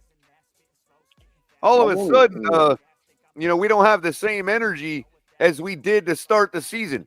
When Tua came back, we had to go on an 8-1 run. Now we got to go on a 5-1 run.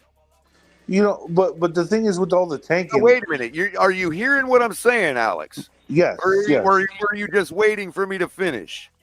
No. I was just gonna. I was actually saying. When Tua came back, we had to go on an 8-1 run. Based on how we played last year, and if everybody says, "Oh, it don't matter if they're bad teams or good teams," well, we had 11 wins last year. We can't go on an 8-1 run. Where did everybody's energy go? I just feel like now we got to go on a 5-1 run. What I was going to But how many games was it? 3 games ago, I had a bunch of. I don't recall anybody saying, "Oh, Color, we were right the whole time about Tua." Where were they all at? I was wrong. I don't. I agree with you right there, Color, on that. But what I'm trying to say is that we have three spectacular games, and somehow we're 100% sure that Tua is going to continue that. But what I'm trying to say is, we just take it a game at a time, and then we can go back in hindsight and say, yes, he's been consistent. How about we do that? Yes, he has been consistent. Before we start bringing up Joe Burrow and Justin Herbert and everybody else again. No, I don't. I'm what you call it. I'm not bringing up Yeah, we got Justin to Herbert or complete Joe the Herbert, task, none of that stuff. finishing out But a playoff run, all I'm saying is that. get to the postseason. So tired, bro. It's old. But what I'm saying is that Like who the hell will we yesterday's tank? news, bro. You know, we talk about tanking this, tanking that, but who the hell are we tanking for? Like that's what I want to know. So I thought we all had a firm grip of where we were finally at. Two in ears and two haters alike. Not 3 weeks ago, and now all of a sudden it's, oh, we got the God back again, who can do no wrong, and everything else. It's Tannehill. No, I want a stop Cam it. Ward. I want a Cam Ward. That's what I wanted. I mean, that was the target. Now that target pretty much out of reach. Cam Ward. Let's Give the talk man about this for a credit. second. Can I give the man credit without y'all running out there and acting like, insulting everybody over not believing in him? I don't think you're insulting me or anything, but that color, because I agree with you. I'm talking about taking insults, people that don't believe in him. A guy like me, I can't give him credit without people wagging their finger in front of me. Yeah, you know what? Not right. That's why we don't give him credit. That's not right. And if they keep doing it, I'll never give him credit again, ever. It'll always be a team win. Because I knew he can do this at this level in the regular season. That's why I was just waiting to say, hey, we only need to see him in the postseason now. His regular season evaluation for me is over. I just don't know why people why people go back and forth when it comes to regular season. I also feel like people are just so weird. Like they're so quick to jump the gun if you didn't believe in him, and now you give him credit, and now it's like, don't believe in him. Right, but yeah, I gave him credit in advance though. Who's that fan? Who's that? I think he had a master class today, but guess what? I still don't believe in him. Matter of fact, I'm giving him credit for the next 5 games. He can go out and throw 40 interceptions. I'm still going to say he's a good regular season quarterback. That's fair, Color. I mean, from what you've been seeing, you have to think like that. I understand. What I believe is that he has shown me what he needs to show me for 10 quarters. Let's see 4 more. And then another 4. For sure. And then another 4. Yeah, you're taking it game by game. I can appreciate that. But Color, that's what I'm trying to say. It's not, for people to say, let's just go out and get a quarterback to replace him with. Above 500, how else can we treat it, bro? But what I'm saying is that, Tua, you could say that you could replace Tua with this and that, this and that. Let me tell you something. When Tua's on the field, it shows you that it's not easy to replace him with another quarterback. Oh, dude, stop. It's not that easy. It's not that easy. You're saying it's not that easy with a backup because you're comparing a backup to a professional starter in Tua. There's a bit of a difference there, Alex. There's a really big drop off from a backup that shouldn't even be a backup, to be honest, and a starter. So you're basically calling the kettle black, Alex, when you say that, when you're making that statement. That's like that for all 30 teams for the most part. Aaron Jones, do you not see what Alex is doing here, bro? You wonder why I get back off the train, and it's because I'm not saying it's just you, Alex. I'm saying this mentality. It's what gets me back off the train. It's like, no. I'm sure there's other competent players. You know how insulting it is to 52 other guys for you to act that way? There's other starters who can run the West Coast offense. I firmly believe there's other players. For half of our players on our team to not feel that insult. Trust me, Alex, we all know Tua played a phenomenal game. The team did great win. We just got to keep up the momentum. That's the task. Yeah, I'm not disagreeing with you on that at all. I'm not disagreeing with you. Let me ask you this, bro. What's up? Do you think if we were getting the level of execution from everybody else but Tua that we're getting now, do you think we get one more win with those backups? Yeah. Do you even know what Skylar Thompson's pressure rate was against Seattle. It was a lot, probably probably. in the team. Don't tell me it was a lot to appease me. Do you know what it was? Yes or no? All you said is pressure No, rate. no, My I'm bad. So assuming. it's 40 something. Well, I'm as I just just told assuming it was a you, lot. Tua's season-long pressure rate is 12.9%. Skylar Thompson's against Seattle was 45.8. I Right, think they that's what block I'm better saying. for Yeah, Tua. I think they block better, So now better for you Tua. tell me that the rest of our offense was executing the way they are now. No, they weren't. But there's a difference here. There's a No, big there difference. isn't the difference is Pocket Skyler presence. had 1 out of every 2 dropbacks clean. Pocket presence. Oh, give me a fucking break, dude. Pocket presence.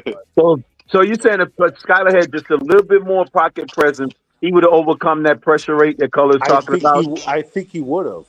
45. When has he ever done it in his whole career, dude. though, Alex? That's the problem. Alex, let me explain something to you. Jacoby Brissett for this season, his pressure rate is 33%. Drake May comes in for a couple games. His pressure rate is 20%.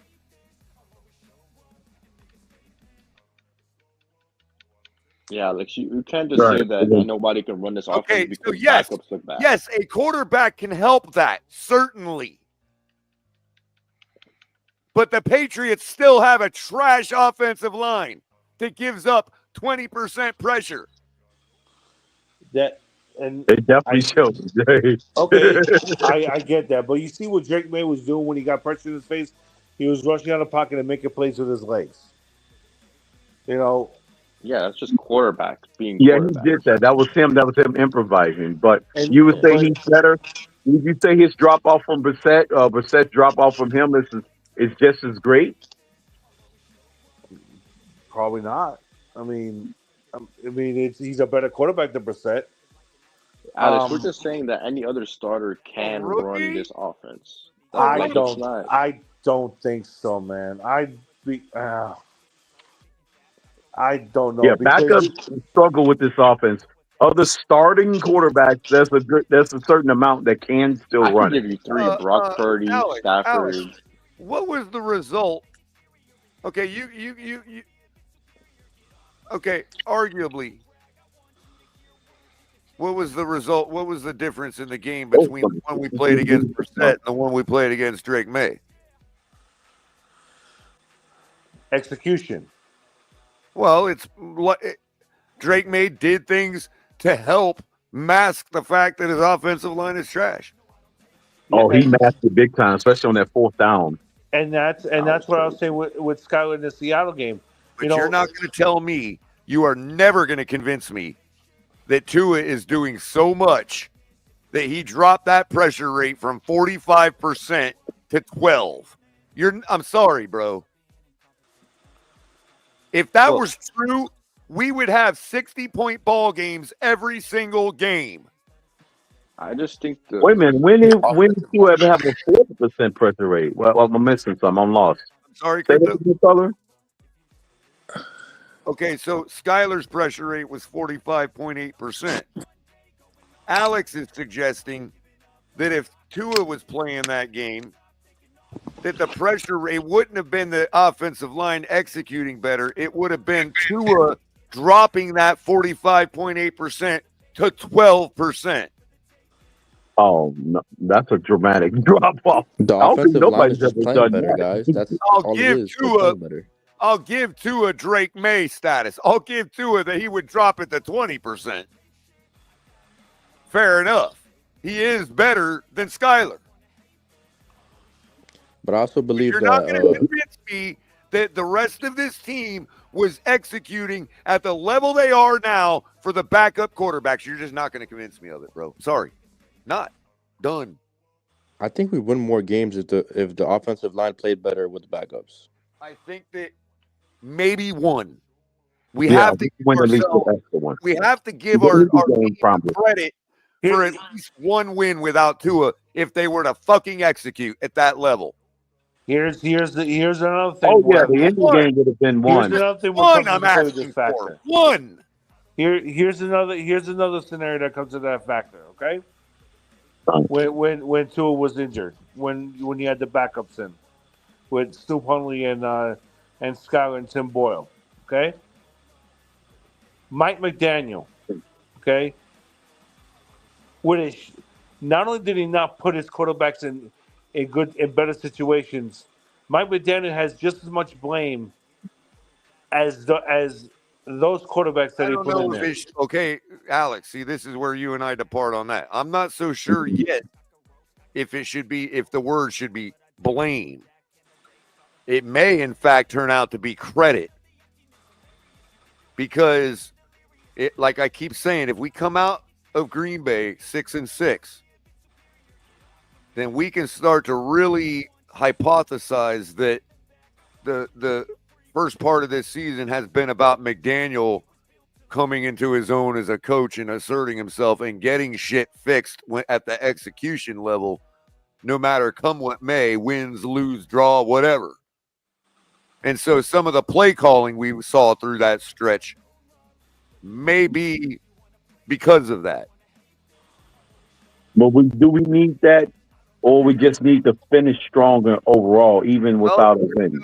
Well, Crypto, I'm just saying, if we were to really go on a run here, it would, and knowing that Mike McDaniel has, by my own eye test, fixed a lot of those things on my list of grievances with him, and he continues to keep those things fixed, and we go on a run, dude, then I have to say, man, especially if Crypto, we find ourselves next week in a really cold environment, can't complete a damn pass, but because of what we did for the 5 or 6 weeks, when we were losing, that all of a sudden we're just balling out on the ground and running all over folks. You know what I mean? That would lend credence to my theory, is what I'm saying. I'm not saying I'd be right. I'm just saying that we had to work through our execution problems. And I stand by the statement that the only way out of our mess this year was to execute our way out of it. And week after week after week, now that we're 5-6, I continue to be proven right. Because nothing's changed. We're the same fucking team.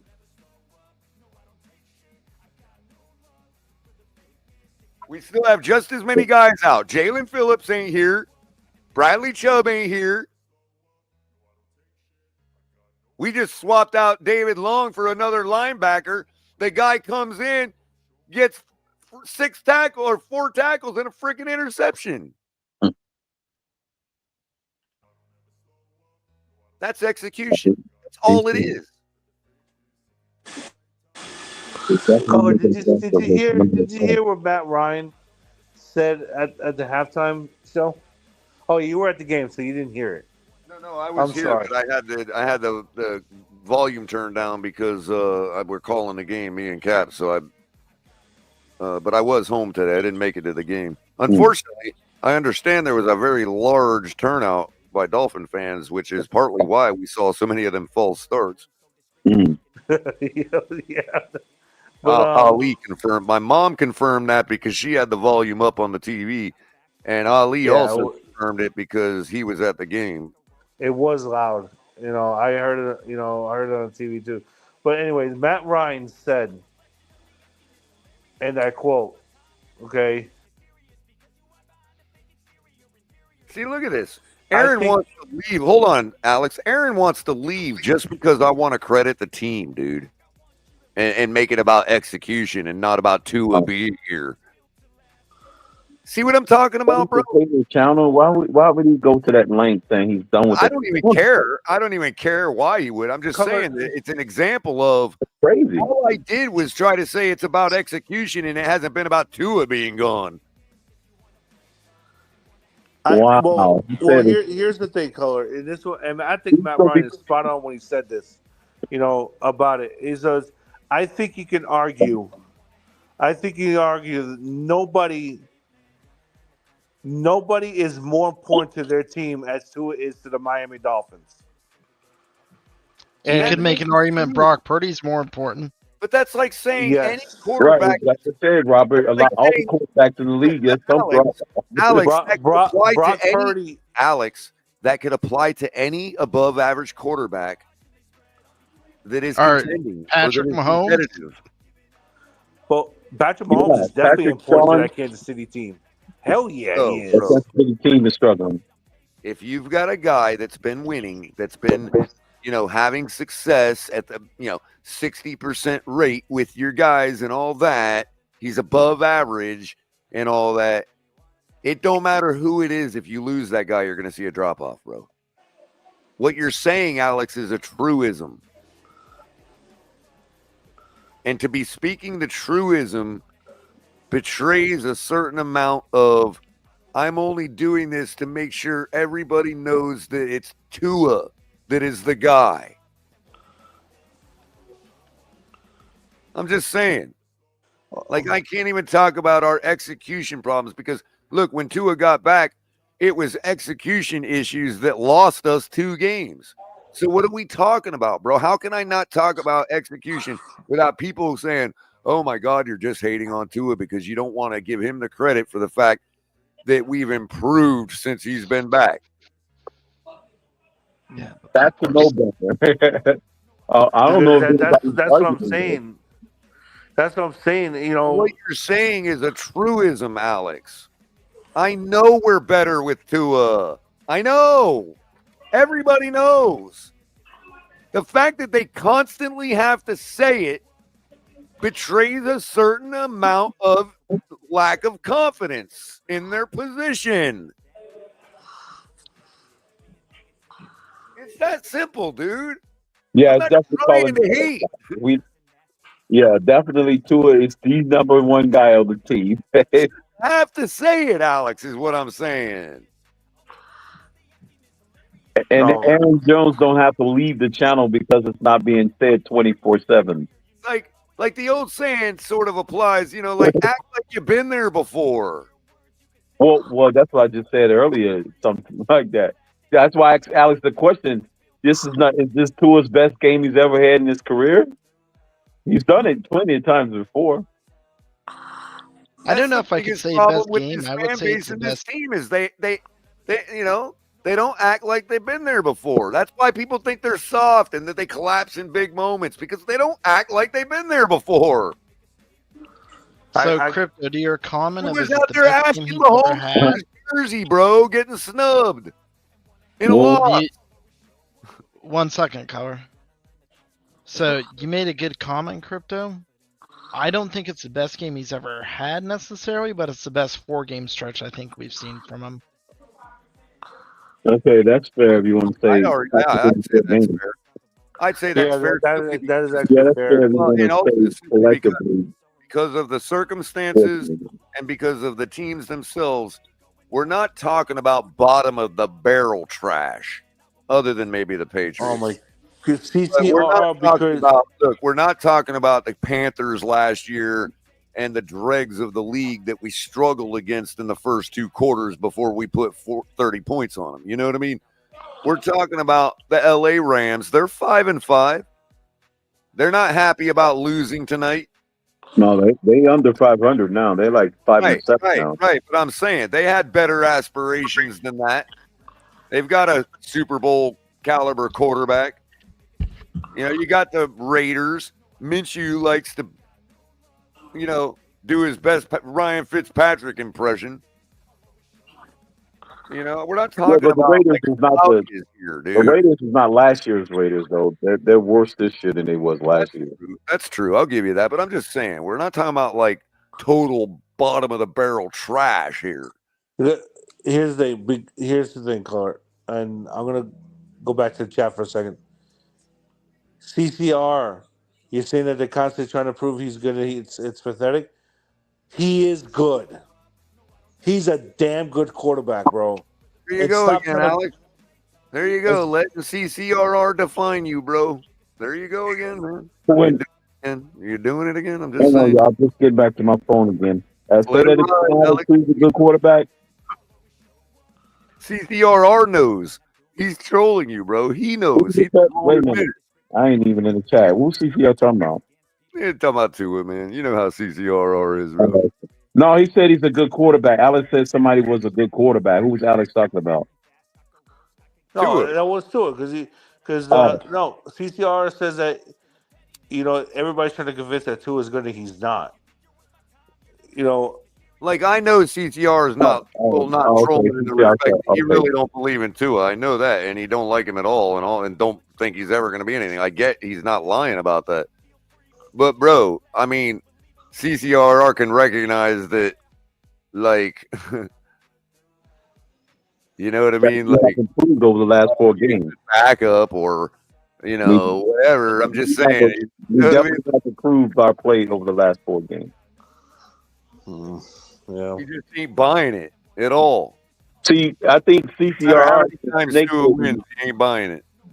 No, he's been snake bitten so long by this team that he just wants the final product. Right. People are just too far gone, Alex. But he's not like, if you let him bait you into arguing about whether Tua is good, he's already won because it doesn't matter what you say. He's right. He's thinking beyond Tua, Alex. Take the troll levels and just be, and say, no, you're wrong. I mean, you're not going to get anywhere. Right. I do enjoy trolling people sometimes.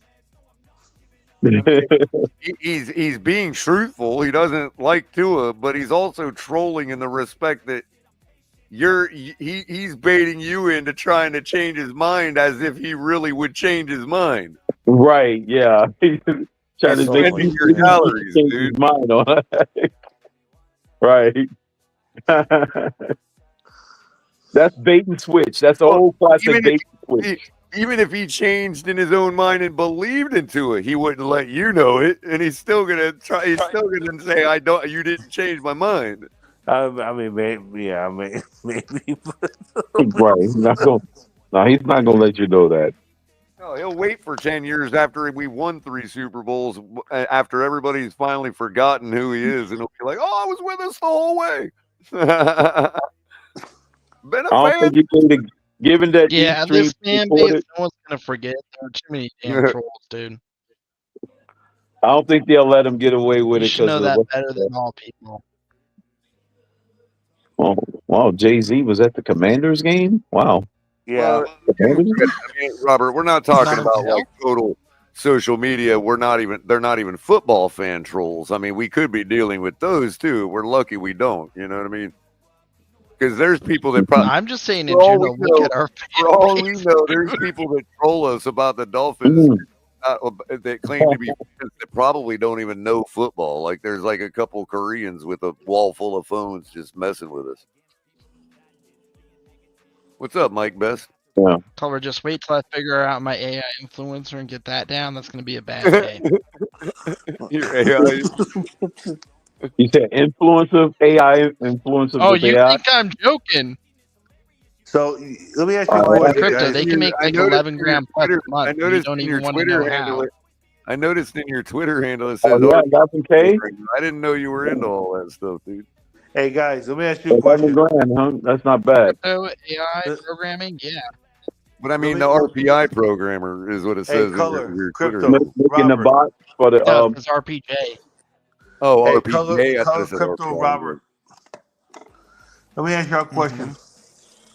You think I won fantasy today? What's up? I'm up 147 to 127, and the guy only has only a kicker going tomorrow. That's And who it? do you got? And who do you got? I got nobody. Who's the kicker? Is it Tucker? You're gonna No, lose. it's Myers. You're gonna lose. Oh, he's done. All he's got to do is kick an extra point. All he's got to do is kick an extra point. No, I'm up 147 to 127. Oh, 147. Oh, you're up by 20, so yeah, you should be able to win. I don't think a kicker can get 20 points. Not No, unless Tucker's having a bad year. not unless it's Dallas Cowboys Jason Sanders night. With an 5 extra field goals, yeah. With an extra field touchdown. goals is crazy. Man, Yeah. Waddle went off for me today, bro. I was thinking about benching him too, Yeah. but I kept him in my lineup. I think you should be able to win. I can't believe that parlay getting busted like that, dude. God.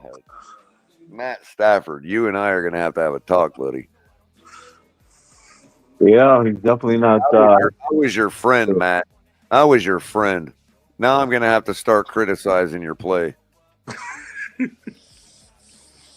Boy, is it just me? Does Matt Stafford this year look old, bro? Saquon had 300 total yards of offense. Jesus. I think, guys, I think, based on what we saw today, from all the teams, especially how Kansas City barely pulled that out against Carolina, which Well, actually Carolina has been shocked playing the well shit out of today. me. What happened, Crypto? No, Carolina in the last 4 weeks have actually been playing pretty good. Yeah, they've been playing well the last 4 weeks. You're absolutely right, but Bryce Young hung in there with Mahomes the entire game. Wait, what? CRR, you got to record a pass, dude. It's a 0% rate, not 100% Yeah, rate. Bryce Young is actually looking good over the last 3 4 0 weeks. for 0 is not 100%.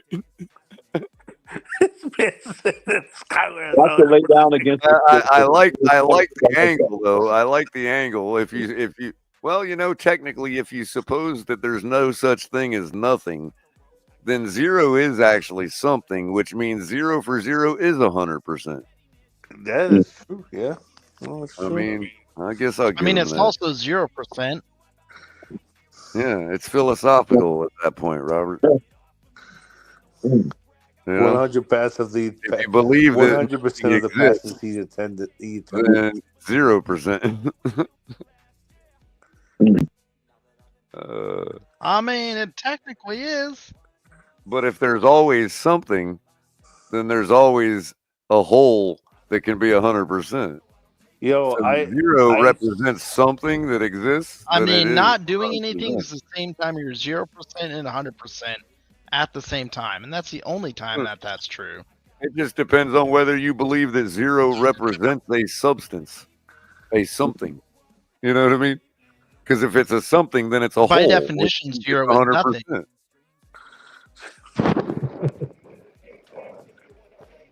Yeah, I mean, yes, it's a philosophical argument, but by definition, 0 is nothing. Well, I would say it's a philosophical choice.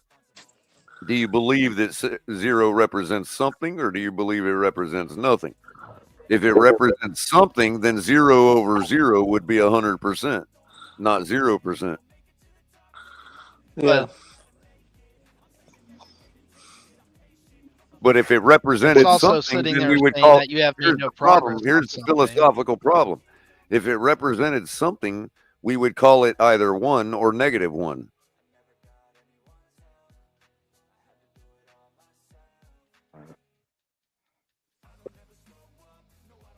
No, that would be value. Well, I mean, if 1 represents a whole, if 1 represents a whole, a something, a whole something. Then how can you have 100% if it doesn't represent something? That's my point. If you believe 0 represents of 0 nothing, is still 0.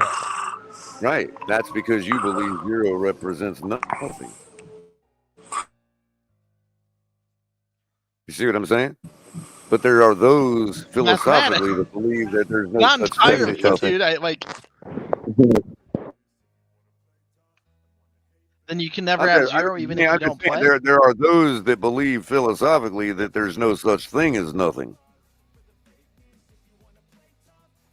Then 0 is Because not a thing. It's an if there imaginary were number. such thing as nothing, if there were such thing as nothing, then that would be something. I get where you're coming from with it. I don't think it fully works out. We got both Alexes trying to snore. Hold on. We got both Alexes passed out trying to snore on the stage, apparently. And he keeps reading. So. Damn, Either he must have fallen, he must have put his face planted into his phone or something.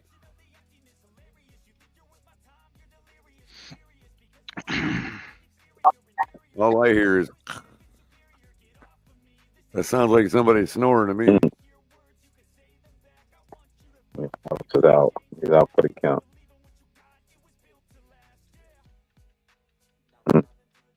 It's easy. Who brought their sleep apnea mask to the tailgate? You back now, Alex, or are we still snoring? That must be the disconnected Alex. Oh wait, there's two Alexes again. How did we He get just two realized Alexes? he can keep up with the thoughts. Look, now we got three Alexes. Bro, Alex, you gotta get your head out of your phone.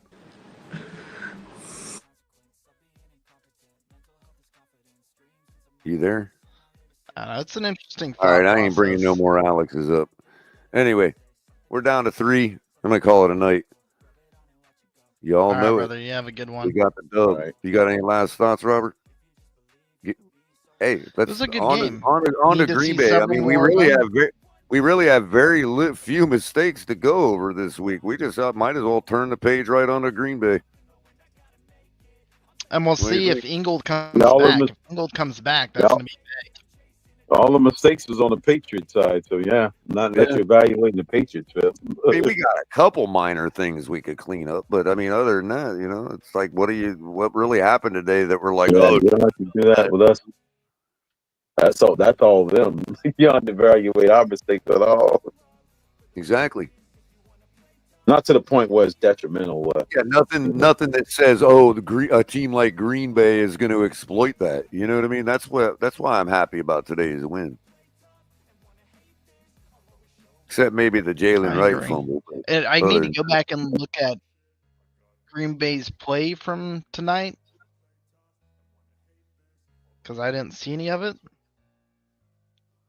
But I definitely need to go sit there and figure that out. game and then in the Houston game is a good gauge to see how they play against those style offenses. Well, the Houston game will look. Green Bay basically had a similar type No, of game we they're did. two. You know what I mean? Just constantly on the gas on the 49ers, who couldn't get out of their own way because they're decimated with injuries. But their stat line doesn't even come close to matching other than the score, really. That's true. Like it was a ton of rushing, wasn't it? Right, And but you defense? also had Brandon Allen giving up a short field all night. I think he only had one interception. I don't know. I don't think he had two. Yeah, no, like I thought it was Green Bay's defense that just made a bunch of short fields, and they didn't have to do a bunch to score. That's where I think the two games were different. But like I said, I haven't watched Green Bay's game. Just looking at stat lines, that would be my prediction. Yeah, no, they had some long drives. Well, Green Bay had 22 Was it first both? downs.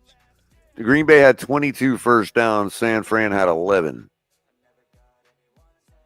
Green Bay had 67 plays.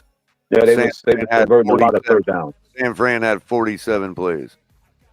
Yeah, they was converting a lot of third downs. Were they mostly on the ground?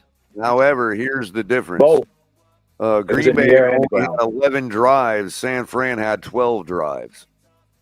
But as far as the third downs, They got a lot more first downs and a lot more other things on their out of their 11 drives than San Fran did out of their 12. But was it mostly done through the ground, or was it because like? I mean, Love when I saw only had like 100-something yards. Well, let's see. So what happened in that game? You worked. They had 160 plus yards or something like that, or 70 something yards. Josh Jacobs, 26 carries, 106 yards, 3 touchdowns.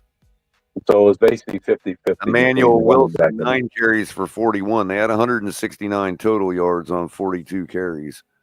Jordan Love passed the ball 23 times for 13 completions and 163 yards, 2 touchdowns. Brandon Allen had the 1 interception, and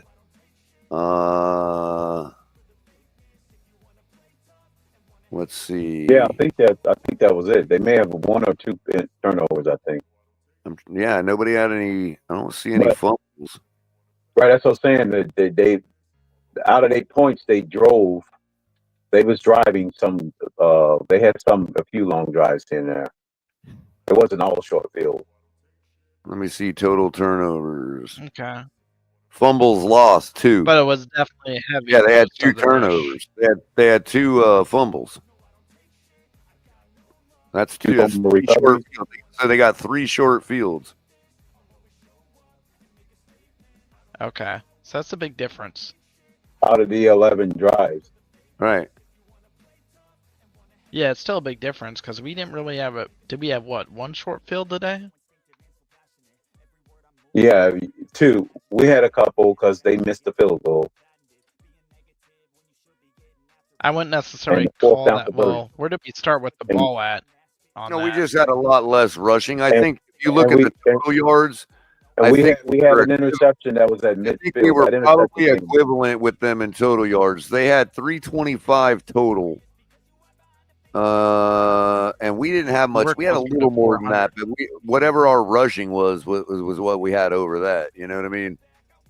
Because yeah, Tua threw for 317 by himself. So I think our short field came when we got the interception, and that was around midfield. yeah, we had We had 65 pretty good- yards rushing. So what did I say? They had 325. We had 373 total. So you're fairly similar. Yeah. Total yardage. We just chose to pass and they chose to run more. Yeah. I mean, even if you give Love another 100 yards rushing, not 100 yards rushing, but take The away. question is not whether we looked like them or not. The question is, are we going to be able to run the ball against the 49ers the way the Packers did today? That's a fair question. And vice versa. Would they be able to pass the ball on the Patriots the way we did today? That's the question. It always comes down to what Crypto says about matchups. They ran the ball today because that's what the matchup called for. No Boza. You know what I mean? You're going to run the ball. Well, that would dictate that you want to pass. I mean, it makes sense. Now, I would think they would do the opposite. He's a pass rusher. He's not necessarily a run stopper. Old game with no Nick Boza or Joey Boza, Which means they will be more inclined to throw the ball, not run the ball. I don't know. In the cold, he's a pass rusher. I want the time to go away, bro. I'm running that ball, man. Freaking cold ass game, and you got the Boza guy is out. Yeah, I'm running the ball, dude. Kidding me?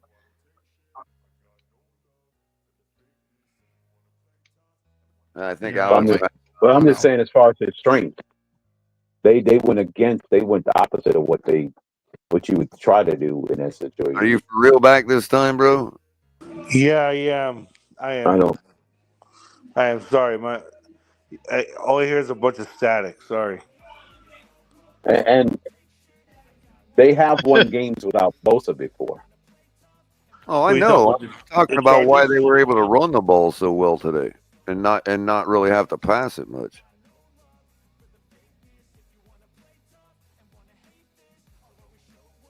We passed the ball today because I don't know if Nick Bosa is all that good of a run stopper like people think he is. Maybe they looked at the numbers and maybe the Patriots were more likely to stop our run than our pass. I don't know.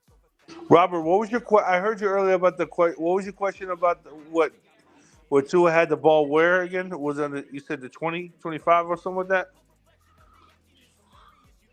Oh, we were talking about how the two games played out differently, and like when we were specifying one had a short field versus the other. The crux of the question is, both teams played well. Did both games look or feel kind of the same? I think so. In the macro, they both kind of played out the same way. Just like I said, opposite ways. Like one's a little bit more running, one's a little more passing. The strategy was different. Yeah, and obviously it's easier to get more chunks with passing, so that's the edge. That was the 50-yard edge that we had on them today. I mean, we had 370 something total. They had 325. I mean, it's really close, dude. I mean, it's fair. Yeah, I'm pretty sure if their if their weather was warm today, they probably would have got closer to the total yardage we got. That's fair. Yeah, because that's probably why Sirianni, what's his name? And it could have been a decided to closer one more. game because That'll we be don't one know of how those the games I try 49ers and go were back and affected look by at. that cold. You know what I mean? I mean, Brandon Allen's got to come in as a backup, and it's freaking brutally cold. Yeah, I mean, yeah. How long is Purdy down for? A couple weeks. So he'll be back when we I play heard him. it was the season, bro. Do we have No, confirmation? no, it's not. It's not the I think season. it's a couple weeks. Yeah, it's not the season. He'll be back after next week. Yeah, well, I think fuck he'll be back after next week. about that. Shit. What do you guys think about Houston's? The Texans. I mean, they lost to the Titans today, dude. Listen, I'm going to tell you this right now. Yeah, I still think We still have to be worried because Nico Collins is back. Robert Crypto and Color. I still think that CJ Stroud is a good quarterback, but bro, he has not been the same this year that he was last year. I'm sorry. Last year he was more. This year he's having. There's been times where he's just been like bad. Well, remember, bro, they finished. CJ Stroud. You know, well, because if you want to call last year an overachievement for the team, then you could also say, well, that may be the effect of having to play. What were they, first place last year or second? Yeah, they play in the first place schedule. They're first in their playing a division, first place so they have the schedule first this year, dude. Yeah, they play in A first lot place. of those, and a lot of those first place teams have, gotten richer. You know what I mean? Yeah. I mean, they still got good talent on defense and overall.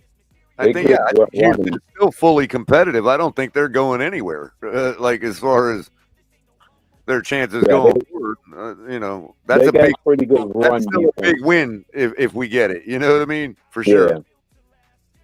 That will be if we can get it. That will be a quality victory because they got good.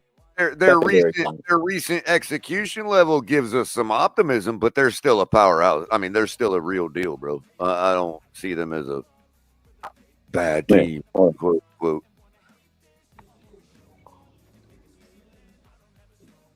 Yeah, that's a game that I don't think they up and down when they're playing their own division opponent.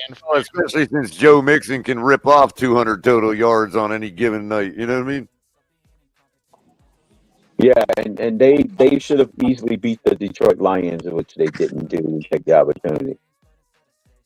They're the only team that forced not Stafford, but Jared Goff into 5 interceptions. Yeah, that's true. So they got a formidable secondary. They were down all day today, bro.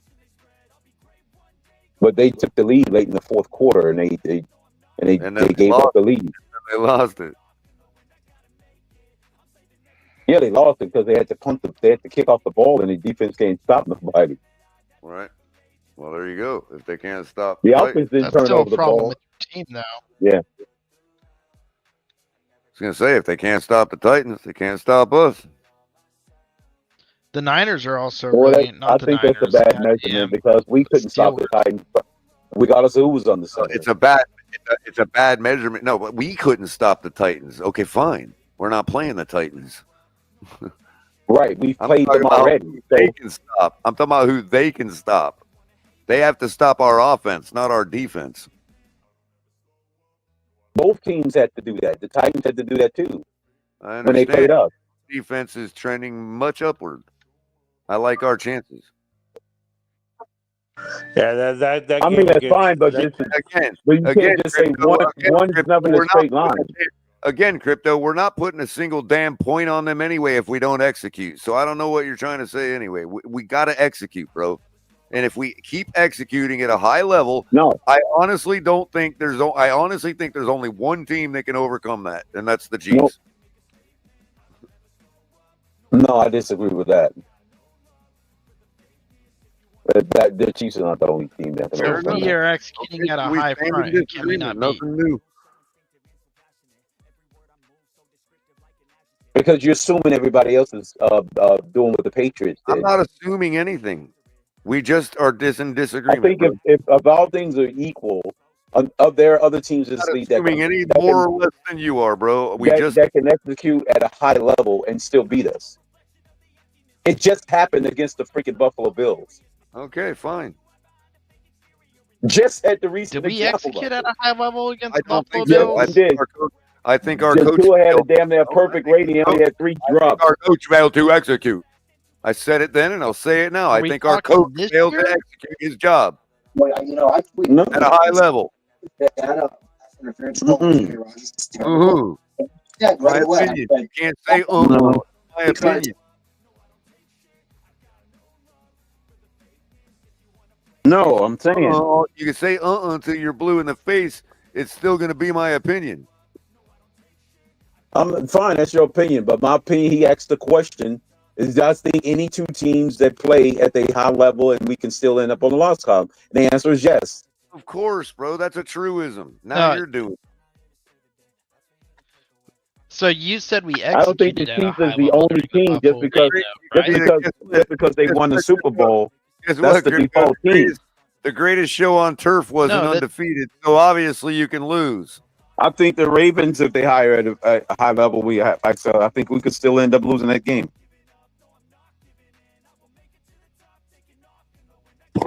But do you think we couldn't beat them if we executed at a high level? Of course. That's if they have a step back, yeah, Robert.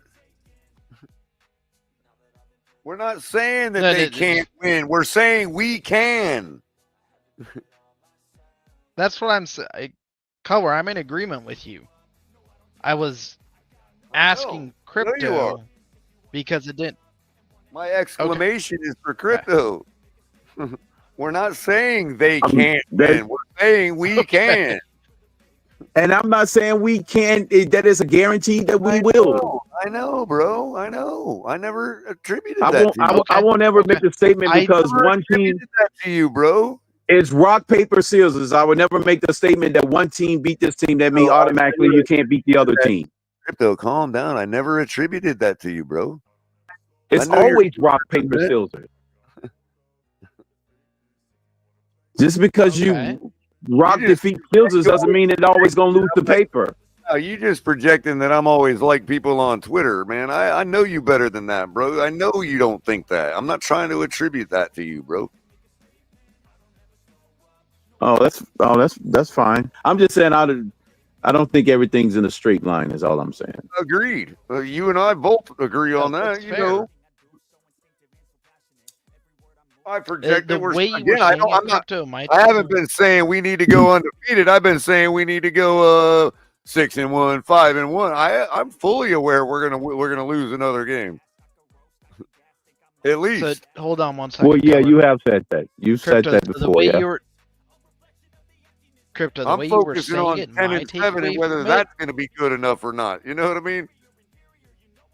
Yeah, you said it, Color. I mean, so the way you were said 10 and 1.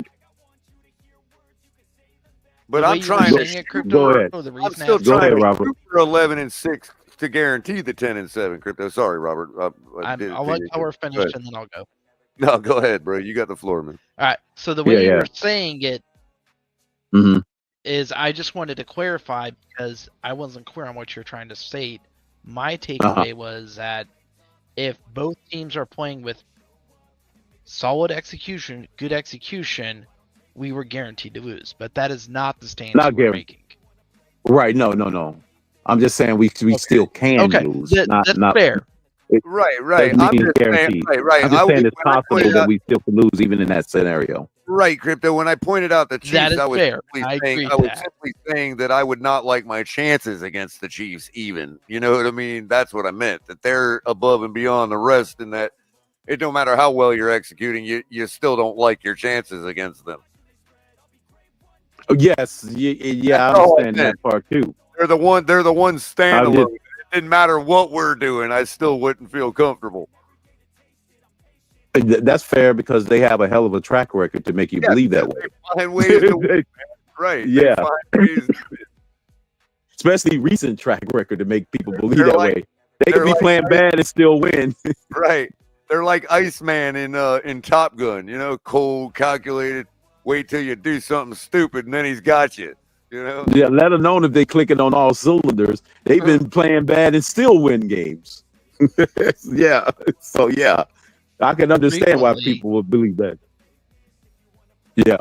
But everybody Yeah, else at this level of execution, we absolutely have the plausible ability to make that run. You know what I mean? Like, and we have I would some not recent give that history to the that we've done that before. It doesn't It's just- matter what we're doing. The Chiefs would still I would still be like, forget the Chiefs. You know, I don't want to face them. They're just too right, good. because they figure out ways to win. I don't think it's shameful anymore for teams and fans to say that they want to avoid the Chiefs, bro. You know, Right. it's not shameful anymore. It's just, you know, It's normal. I mean, it's normal to take that position. I mean, it's nothing. You know, you're not getting it if you got to face them. It is what it is. So why face them? It'd be like, well, I've got my army over here. Now I know the Roman army is the best. I ain't gonna mess with them, dude. I'm gonna keep messing with A these coaching other staff with the best quarterback in the league, that's a hell of a combination to overcome. Right. Especially if they're at their best. If I can conquer So- all of the barbarian tribes without having to go through Rome, then I'm perfectly fine with that. Yeah. Yeah. Quick They question put for together you a hell of a guys. staff. They are like the Roman Do Empire. you guys think the Bengals will ever make it back? If they can get a defensive coordinator, yes, I would say yes, because the offense is fine. If they can get the defense together, they'll be fine. They're pretty much done for the year, right? I don't know what they're at. I mean, No, yeah, they they're done fine. for the They year. I'm just mathematically saying like- in general. Yeah. In general, I think they one defensive coordinator away from getting back to answer We that still question. need them to lose, though. Right. Yeah, we would still be needing them to lose. See, the North is going to tear each other up, bro.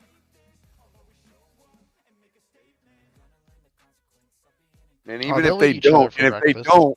if they don't, Baltimore's going to destroy them all anyway. So take your choice, whether they all get one loss or whether they all get two, except for Baltimore.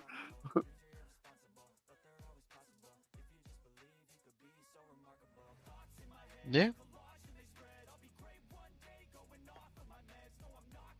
It's like Baltimore's that team. It's like, yeah. If they're hot, forget it. You know, just hope they don't get hot because they're losing. They've been losing. They're 4 losses now. Look, we're only 2 out of them. Amazingly enough, we're only Yeah, 2 that's out of surprising. loss. Given the way we started this shit. Believe that shit. The Holy Roman Empire. People wanted to give up on the season. My God. All right, Told yeah, you, boys. there was so much football left to be played, man. It's a lot. You gotta have an inside straight.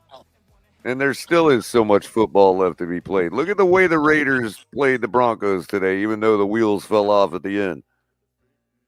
There's so much football to be played. My God. Yeah, I know. Buffalo is hoping the Raiders can pull one out against the Chiefs.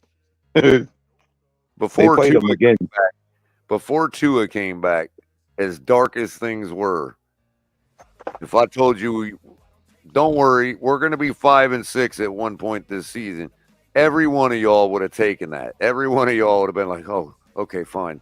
As long as we're there, you know what I mean, in the mix where everybody else is 5-6 and 6-5. You know what I mean?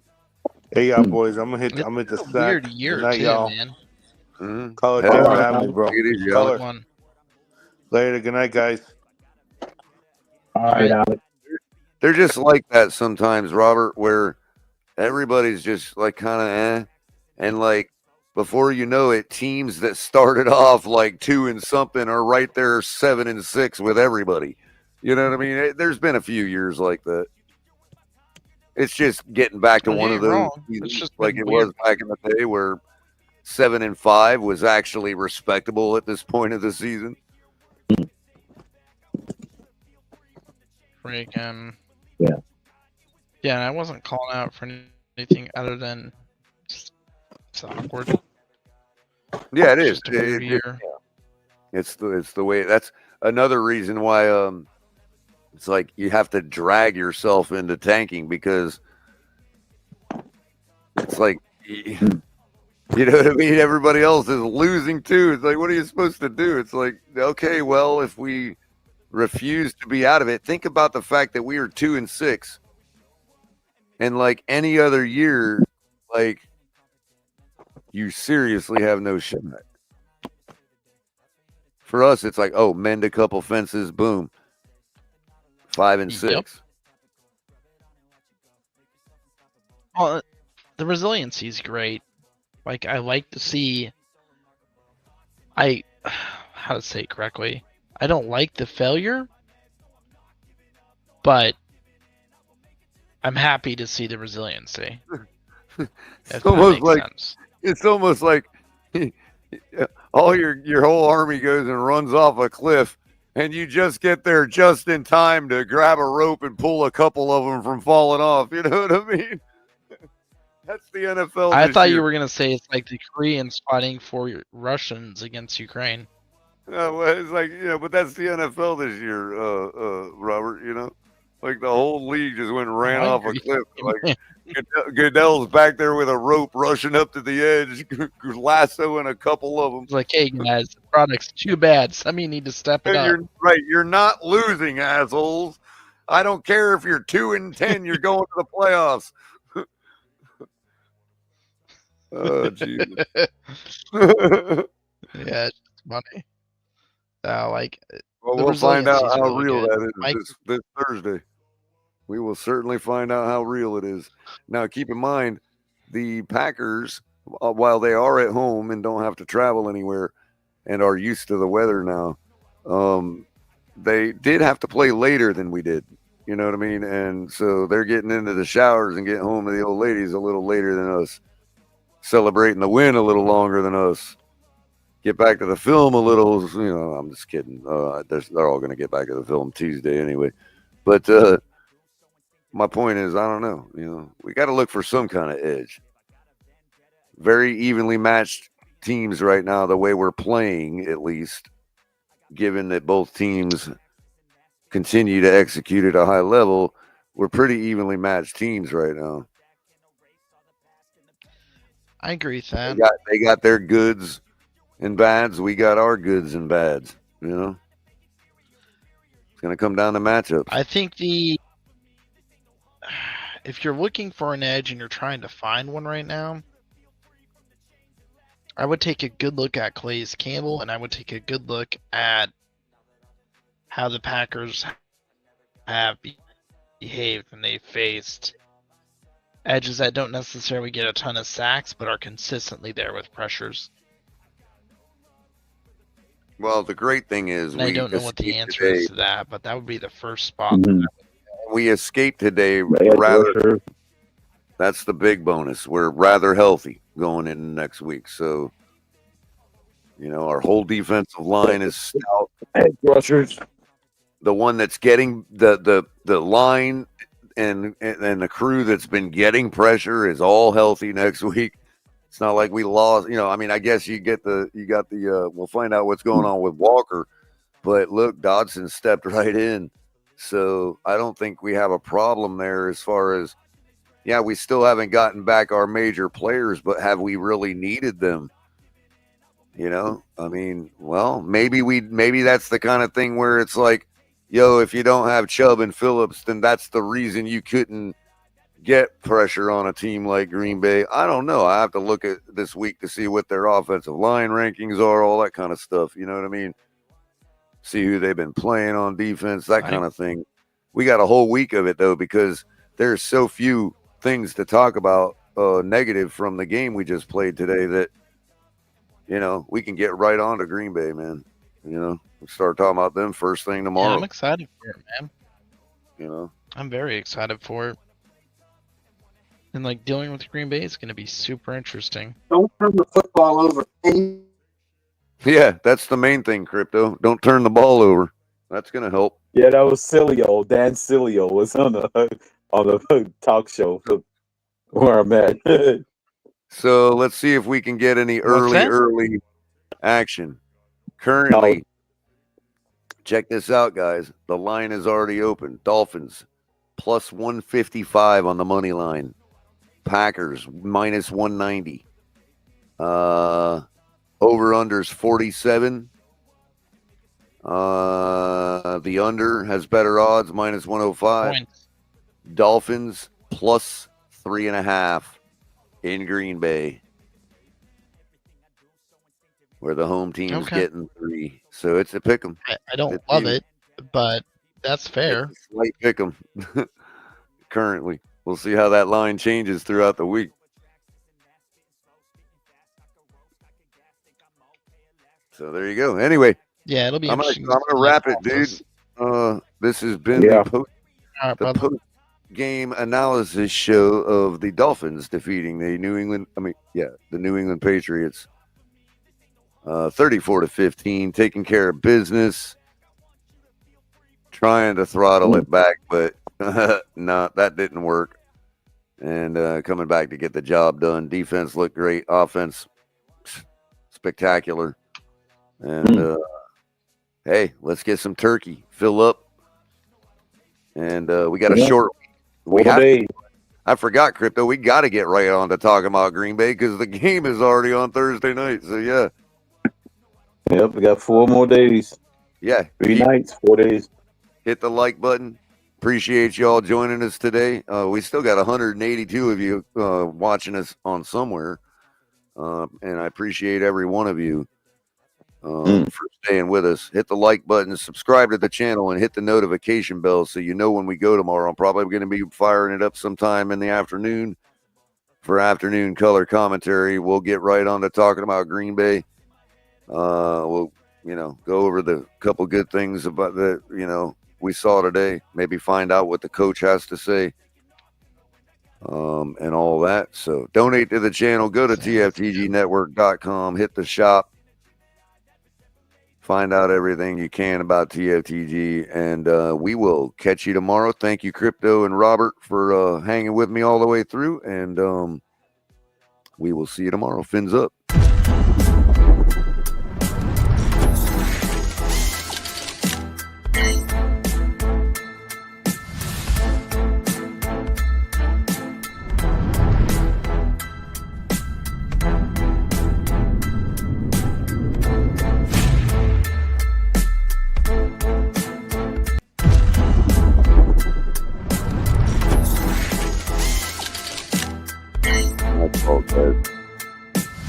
Deal with it.